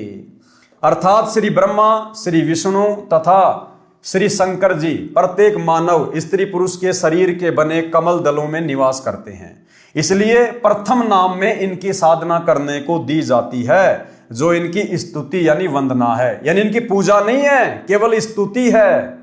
फिर आगे का भक्ति मार्ग सतगुरु जी बताते हैं, वह भी सुनो। तीनों देवा दिल में बसे, ब्रह्मा विष्णु महेश, प्रथम इनकी बंदगी फिर सुन सतगुरु उपदेश। यानी सबसे पहले हमें ब्रह्मा विष्णु महेश के ही नाम दिए जाते हैं। भाई और बहनों, ये तो जगत को समझाने की दृष्टि से, जबकि सर्वप्रथम तो इस प्रथम मंत्र में हम अपने पूज्य गुरुदेव भगवान की पूजा करते हैं, इनकी बंदगी करते हैं। प्रथम मंत्र में सबसे पहले और सबसे लास्ट में पूज्य गुरुदेव जी की पूजा का मंत्र है। यही असल में सार शब्द की पूजा है। ये बीच के मंत्र तो परमेश्वर ने शरीर के कमल में बसे हुए इन देवी देवताओं के इसलिए दिए हैं क्योंकि हम इनके अधीन हैं, इनके लोक में रह रहे हैं, इनका हमारे ऊपर कर्जा हो चुका है। हम यहां जो इस पृथ्वी पर अन्न उपजा रहे हैं, काजू किशमिश सेव संतरे खा रहे हैं, अन्न खा रहे हैं, हवा ले रहे हैं, सूर्य का प्रकाश ले रहे हैं, ये इस काल ने तपस्या करके परमात्मा से प्राप्त किए हुए हैं और यहां मैनेजर बना दिया ब्रह्मा विष्णु महेश को। तो हम ये जो सुविधा ले रहे हैं ना, इसके बदले हम कर्जवान हो रहे हैं। तो परमेश्वर ने इनके मंत्र केवल इसलिए दिए हैं ताकि हम इनकी साधना करें, इनकी मजदूरी करें और हम इनके कर्जे से मुक्त हो जाएं। इनके मंत्रों का जाप करना इनकी पूजा करने में नहीं आता है। असली पूजा तो अपने गुरुदेव भगवान की है। वाणी नंबर 332 से 351 में कमलों का वर्णन है, जो पहले कई बार बता दिया है। कबीर सागर के सरलार्थ में भी परमात्मा ने कई बार कमलों के विषय में खुलकर समझा दिया।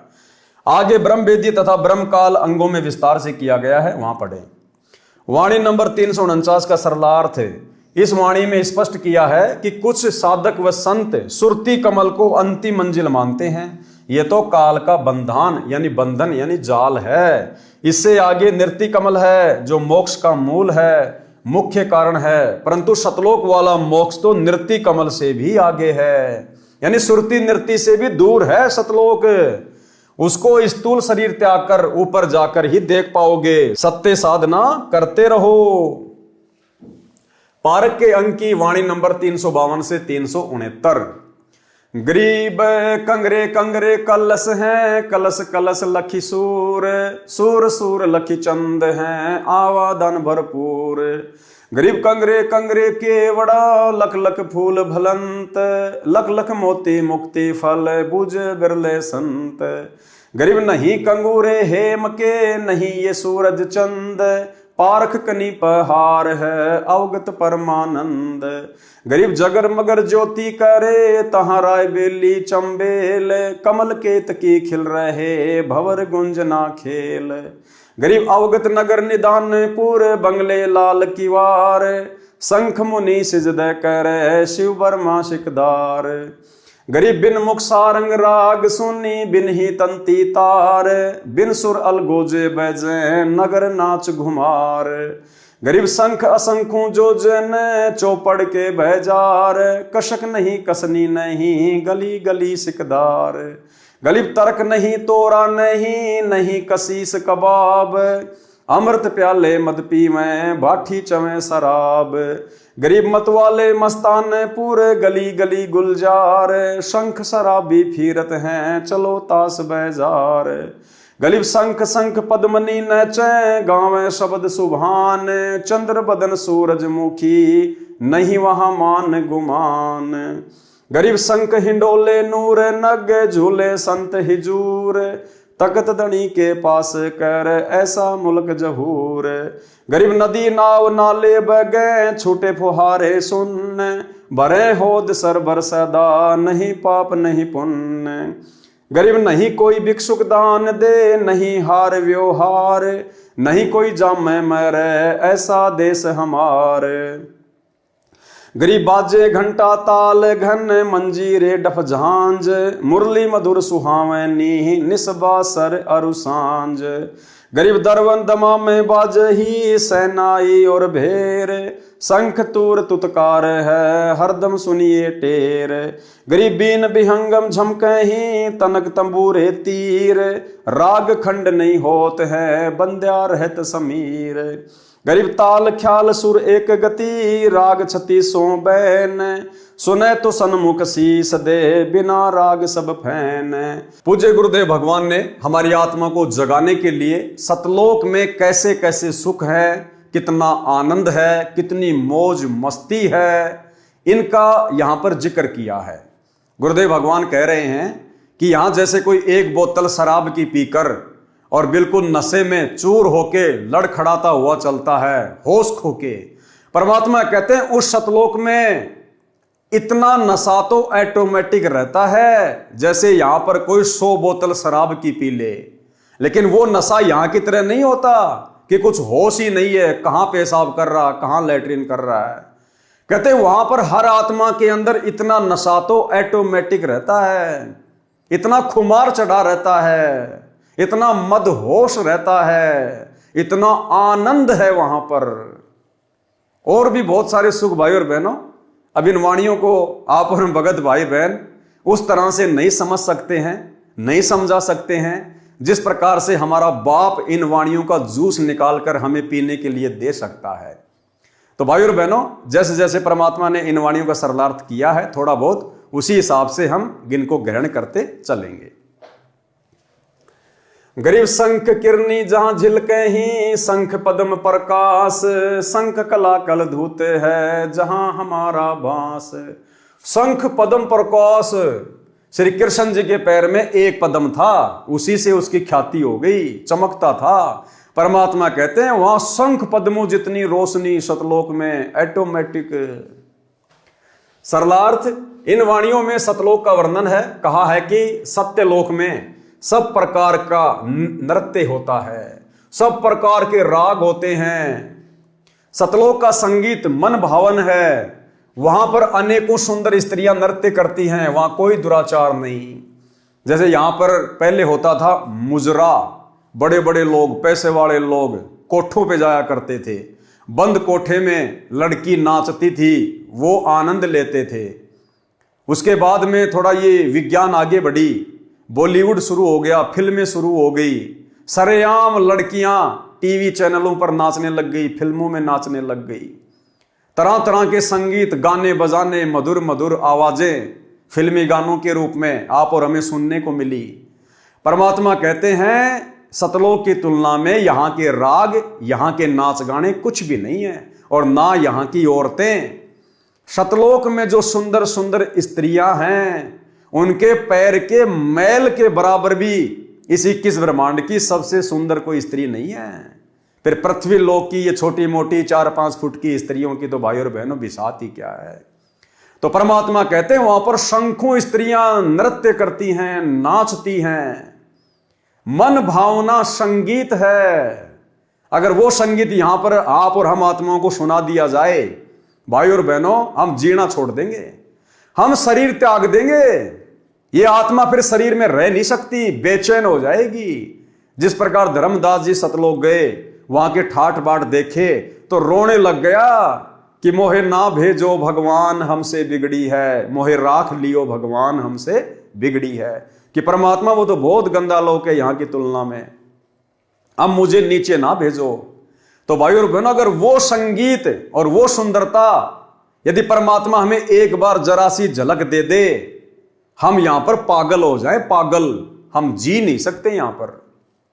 अरे लड़का लड़की आपस में प्रेम कर लेते हैं युवा अवस्था में, और वो लड़का लड़की आपस में इतने पागल हो जाते हैं इस हाड़ मांस के शरीर में विषय वासनाओं को लेकर, अपने जन्मदाता माँ बाप तक को छोड़ देते हैं, उनको ठोकर तक मार देते हैं।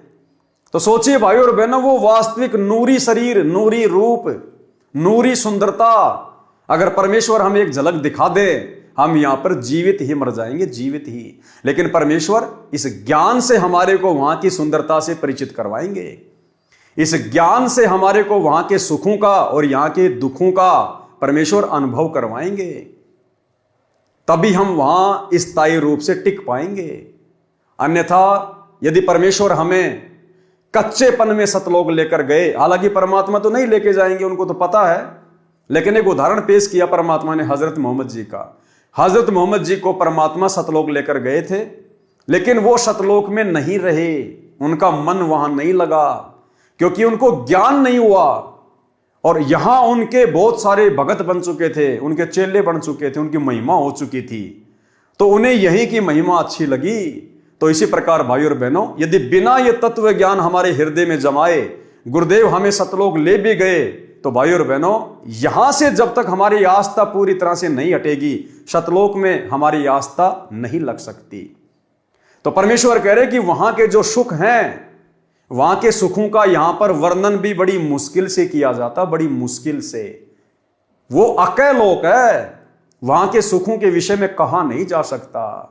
लेकिन फिर भी ये समर्थ परमात्मा आप और हमें जैसे तैसे करके समझा रहे हैं, हमारी आस्था इस गंदे लोक के झूठे सुखों से हटाने के लिए। तो क्या कह रहे हैं परमात्मा कि वहां पर कोई दुराचार नहीं है। जब वहां पर औरतें डांस करती हैं, नाचती हैं, तो हमारे मन में कोई पाप नहीं आता, विषय वासना नहीं जागती, दुराचार नहीं आता। जैसे कोई बहुत सुंदर स्त्री है और वो भले ही नंगी होके डांस करने लग जाए अपने घर पर एक कमरे में, और वहीं उसका 6 महीने का या 1 साल का उसका बेटा या बेटी भी है, उस बेटा बेटी के मन में किसी प्रकार का कोई विकार उस सुंदर स्त्री को नाचती हुई को देखकर नहीं आएगा। इसी प्रकार सतलोक में भाई और बहनों हमारा नूरी शरीर है, उस नूरी शरीर में विकार नहीं है, विषय वासना नहीं है, नामो निशान नहीं है, इसलिए वहां पर दुराचार नहीं है, मन में कोई मैल कोई पाप नहीं है। इन वाणियों में सतलोक का वर्णन है, कहा है कि सतलोक में सब प्रकार का नृत्य होता है। अब यहां का झूठा नृत्य और हार्ड मांस का शरीर उन एक्ट्रेस का, हीरोइन का, टट्टी पेशाब उनके शरीर में भरा पड़ा, थूक लार हैं जेर उनके शरीर में भरी पड़ी। हम तो उनका डांस देख के खुश हो रहे हैं और उसको पता नहीं कौन सी बीमारी ने घेर रखा है। वो दिखावट में हंस हंस के डांस कर रही है 2 पैसों के लिए, क्या पता उसको उस समय लैट्रिन लग रही है, पेट में दर्द हो रहा है, लेकिन झूठी मुस्कुराहट 2 पैसे कमाने के लिए, और हम उसको देख के खुश हो रहे हैं। परमात्मा कहते हैं जब सतलोक वाला डांस तुम्हें देखने को मिलेगा ना, इस डांस की तरफ तो कभी सौपन में भी मुंह नहीं करोगे, सौपन में भी। तो भाई और बहनों हमने तो गांठ बांध लेनी है, कमर कस लेनी है, सर के कफन बांध लेना है, हमने सतलोक चलना है।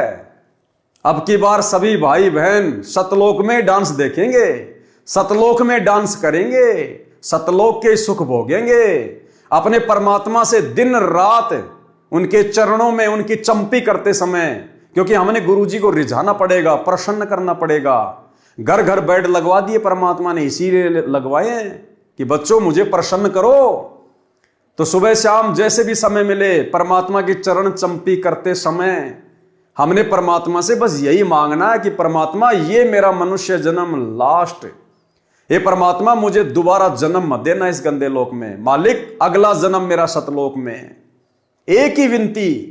और दूसरी बात भाई और बहनों, जब हम गुरुदेव भगवान की चरण सेवा करते हैं तो चरण सेवा करने के बाद में कुछ समय हम भगत भाई बहन जो अपने घर पर बेड लगा रखा है उसके ऊपर अपना मत्था टेक कर, यानी अपने दोनों हाथ उस बेड के ऊपर यूं रखकर, जैसे कोई दुखी इंसान होता है और चारपाई के सारे यूं वो सर रख के सोचता है, विचार करता है, ऐसे ही गुरुदेव भगवान के चरणों की तरफ उनके आसन पर हम अपने हाथ रखकर अपने परमपिता परमेश्वर जी के चरणों में, और भाई और बहनों हम कुछ देर विचार करें शांत होकर आंखें बंद करके, जैसे गुरुदेव भगवान के जो चरण कमल हैं वो मेरे सिर के ऊपर रखे हैं और हम यूं शीश लगाए हुए चिंतन कर रहे हैं परमात्मा के उपकार के विषय में, उनके गुणों के विषय में, कैसे गुरुजी ने हमारा जीवन बदल दिया, कैसे गुरुजी ने हमें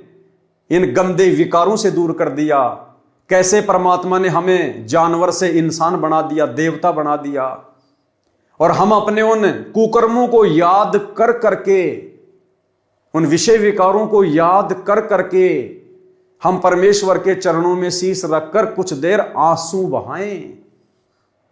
यानी जब भी हम गुरुदेव के चरणों की सेवा करें तो भाई और बहनों ये चिंतन करते हुए संसार की सारी चिंताओं को साइड में रख के 10, 15, 20 मिनट जितना भी आपका मन करे हमारी आंखों से आंसू निकलने चाहिए, ज्यादा भी नहीं तो 1 टपका तो हमारी आंख से आंसू आना ही चाहिए, उन बुरे दिनों को याद करके और सतलोक के सुखों को याद करके, और मन में ये डर कि परमात्मा जो आपने महिमा अपने लोक की बताई है और यहां के जो दुख हमें दिखा दिए, बता दिए, परमात्मा यदि हमें अब की बार मोक्ष नहीं मिला, अगर किसी भी कारण से ये कुत्ता, ये कुतिया अगर रह गई, तो परमात्मा मैं तो उन सुखों से वंचित रह जाऊंगा, फिर ना जाने हजारों करोड़ों लाखों युगों बाद ना जाने कब इस कलयुग की पिछली पीढ़ी में आप मेरा हाथ पकड़ोगे। तो ये भय होना चाहिए हमारे अंदर, और अपने गुरुदेव भगवान की मन मोहिनी सूरत को ध्यान में रखते हुए आधीनी से हमारी आंखों से ज्यादा भी नहीं तो भाई और बहनों 1 आंसू तो निकलना चाहिए। और जिस दिन आपकी आंखों से आंसू नहीं निकलते हैं तो समझ लेना उस दिन आपने उस श्रद्धा से, उस भाव से भक्ति नहीं की है, उस दिन आप संसार में ज्यादा रमे हैं, आप अन्य सांसारिक कार्यों में, कोई काम धंधे में ज्यादा दिमाग लगाया आपने, उस दिन आपके मन में वो भाव जागृत नहीं हो पा रहे। क्यों? क्योंकि उस दिन भक्ति भाव ज्यादा आपके नजदीक नहीं रहा। अन्यथा जब भी हम गुरुदेव के चरणों की सेवा करें और कुछ देर उनके चरणों में अपना माथा रखकर चिंतन करें, ऑटोमेटिक भाई और बहनों आंसू आने चाहिए, और आएंगे यदि हम शांत स्वभाव में बैठ के इस परमेश्वर के द्वारा किए गए उपकारों को याद करेंगे कि परमात्मा आपने हमें नव जीवन दिया, नव जीवन मालिक मेरी श्वासें शेष नहीं थी। उन घटनाओं को याद करो जब कभी आपका एक्सीडेंट हुआ होगा, कभी आप रोगी हुए होंगे, कभी आपके ऊपर कोई हार्ट अटैक आया होगा, ऐसी किसी बीमारी ने आपको घेरा होगा, भले नाम दीक्षा से पहले, संकल्प से पहले, उस समय भी यही परमात्मा हमें बचाने वाला था। और वर्तमान में तो सौ सुख दे दिए। सबसे बड़ा सुख मानसिक सुख है, परम शांति। हमें दुनिया की आग से दूर कर दिया, विषय वासनाओं से दूर कर दिया, हमें मोक्ष का मार्ग दे दिया। तो इतना सब कुछ जो गुरुदेव ने हमारे ऊपर उपकार किया है, यदि हम इसको याद करेंगे 5 मिनट भी, तो भाई और बहनों ऑटोमेटिक आत्मा रोएगी, आंखों से आंसू आएंगे। और जिस दिन आंसू नहीं आ रहे हैं तो समझ लेना उस दिन आपकी भक्ति उस हिसाब से नहीं हुई है जितनी होनी चाहिए थी। इन वाणियों में सतलोक का वर्णन है। कहा है कि सतलोक में सब प्रकार का नृत्य होता है, सब प्रकार के राग होते हैं। सतलोक का संगीत मन भावन है, वहां पर अनेकों सुंदर स्त्रियां नृत्य करती हैं, वहां कोई दुराचार नहीं है। सतलोक में कोई निर्धन नहीं है, न कोई भीख मांगने वाला है, न कोई दान देने वाला, वहां न कोई संसार की तरह व्यवहार करने वाला है। वहां पर परमात्मा के भंडारे से सबको खाने को मिलता है, वहां कोई जन्मता मरता नहीं। हमारा सतलोक ऐसा स्वच्छ देश है। वाणी नंबर 370 से 375 में बताया है कि जैसे श्री रामचंद्र जी अपनी भक्ति की शक्ति से अयोध्या नगरी के सब व्यक्तियों को स्वर्ग ले गए, जो संख्या में 10 लाख थे। राजा जनक जी नरक में पड़े 12 करोड़ जीवों को स्वर्ग ले गए। इनमें स्पष्ट किया है कि काल के लोक में दुख सुख कहर मेहर सब कर्मों के अनुसार चलता है। जन्म मृत्यु भी सदा रहती है, स्वर्ग नरक का चक्कर भी सदा रहता है। परंतु कबीर परमेश्वर की भक्ति से जन्म मरण सदा के लिए समाप्त हो जाता है। राजा जनक वाला जीव स्वर्ग समय भोगकर पुण्य समाप्त करके श्री नानक रूप में जन्मा। परमात्मा कबीर जी ने उसका जन्म मरण समाप्त किया। श्री दादू दास जी का जन्म मरण सदा के लिए समाप्त किया। श्री राम जी अयोध्या को स्वर्ग ले गए, स्वयं श्री कृष्ण जी रूप पुनर्जन्म में आए। राजा जनक 12 करोड़ को स्वर्ग ले गए, स्वयं श्री नानक जी के रूप में जन्म लिया।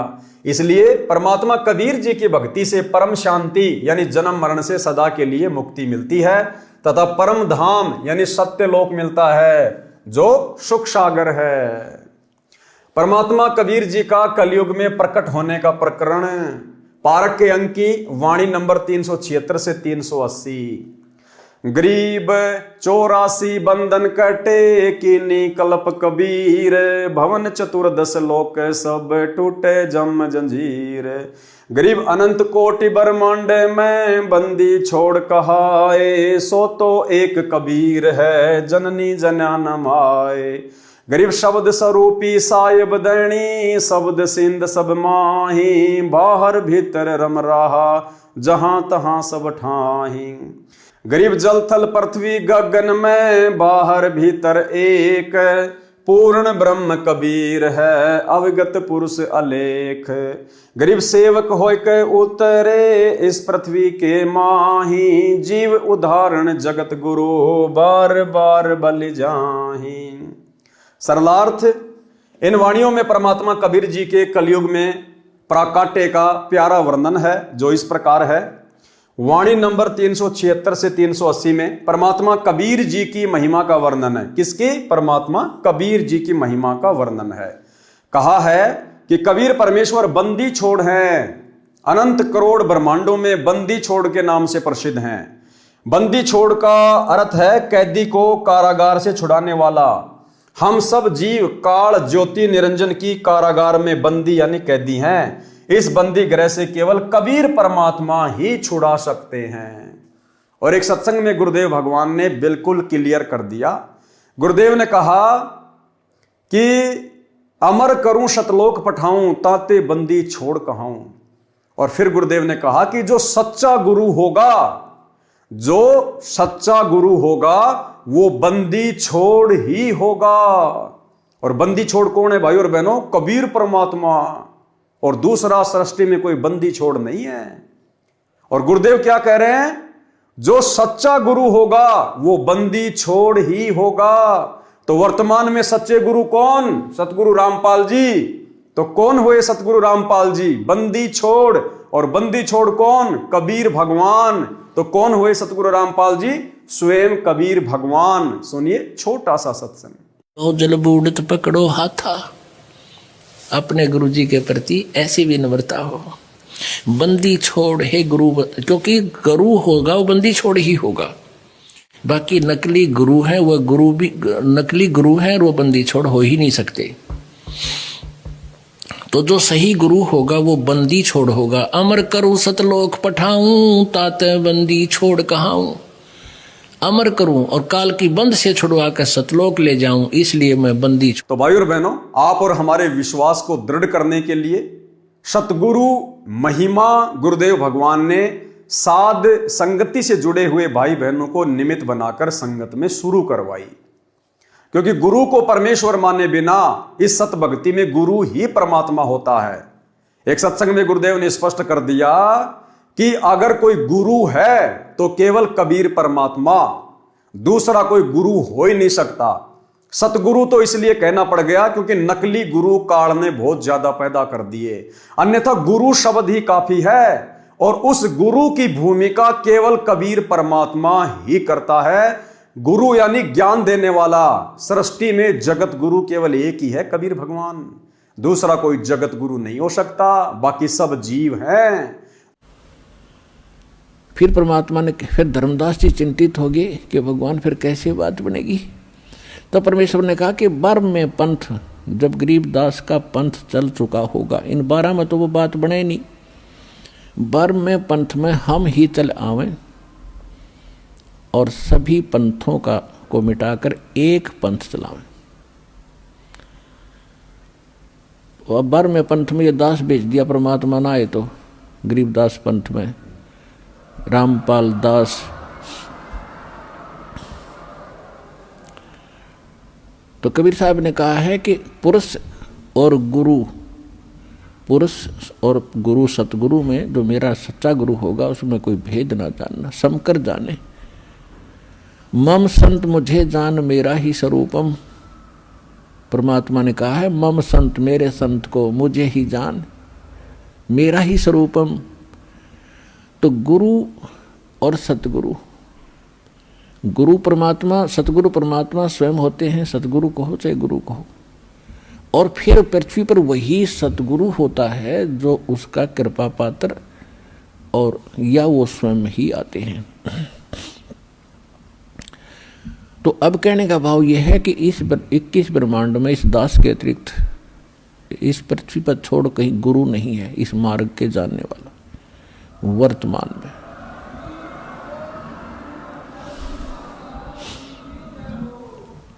अब हम वहीं आते हैं जहां से प्रसंग शुरू हुआ था।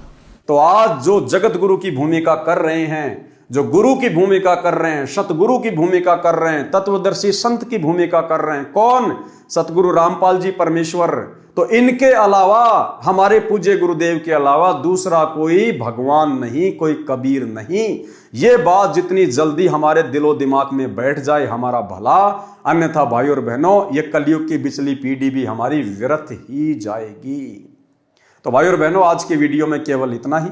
गुरुदेव के आशीर्वाद से कल रात्रि 8 बजे सभी भाई बहन फिर से लाइव जुड़िए।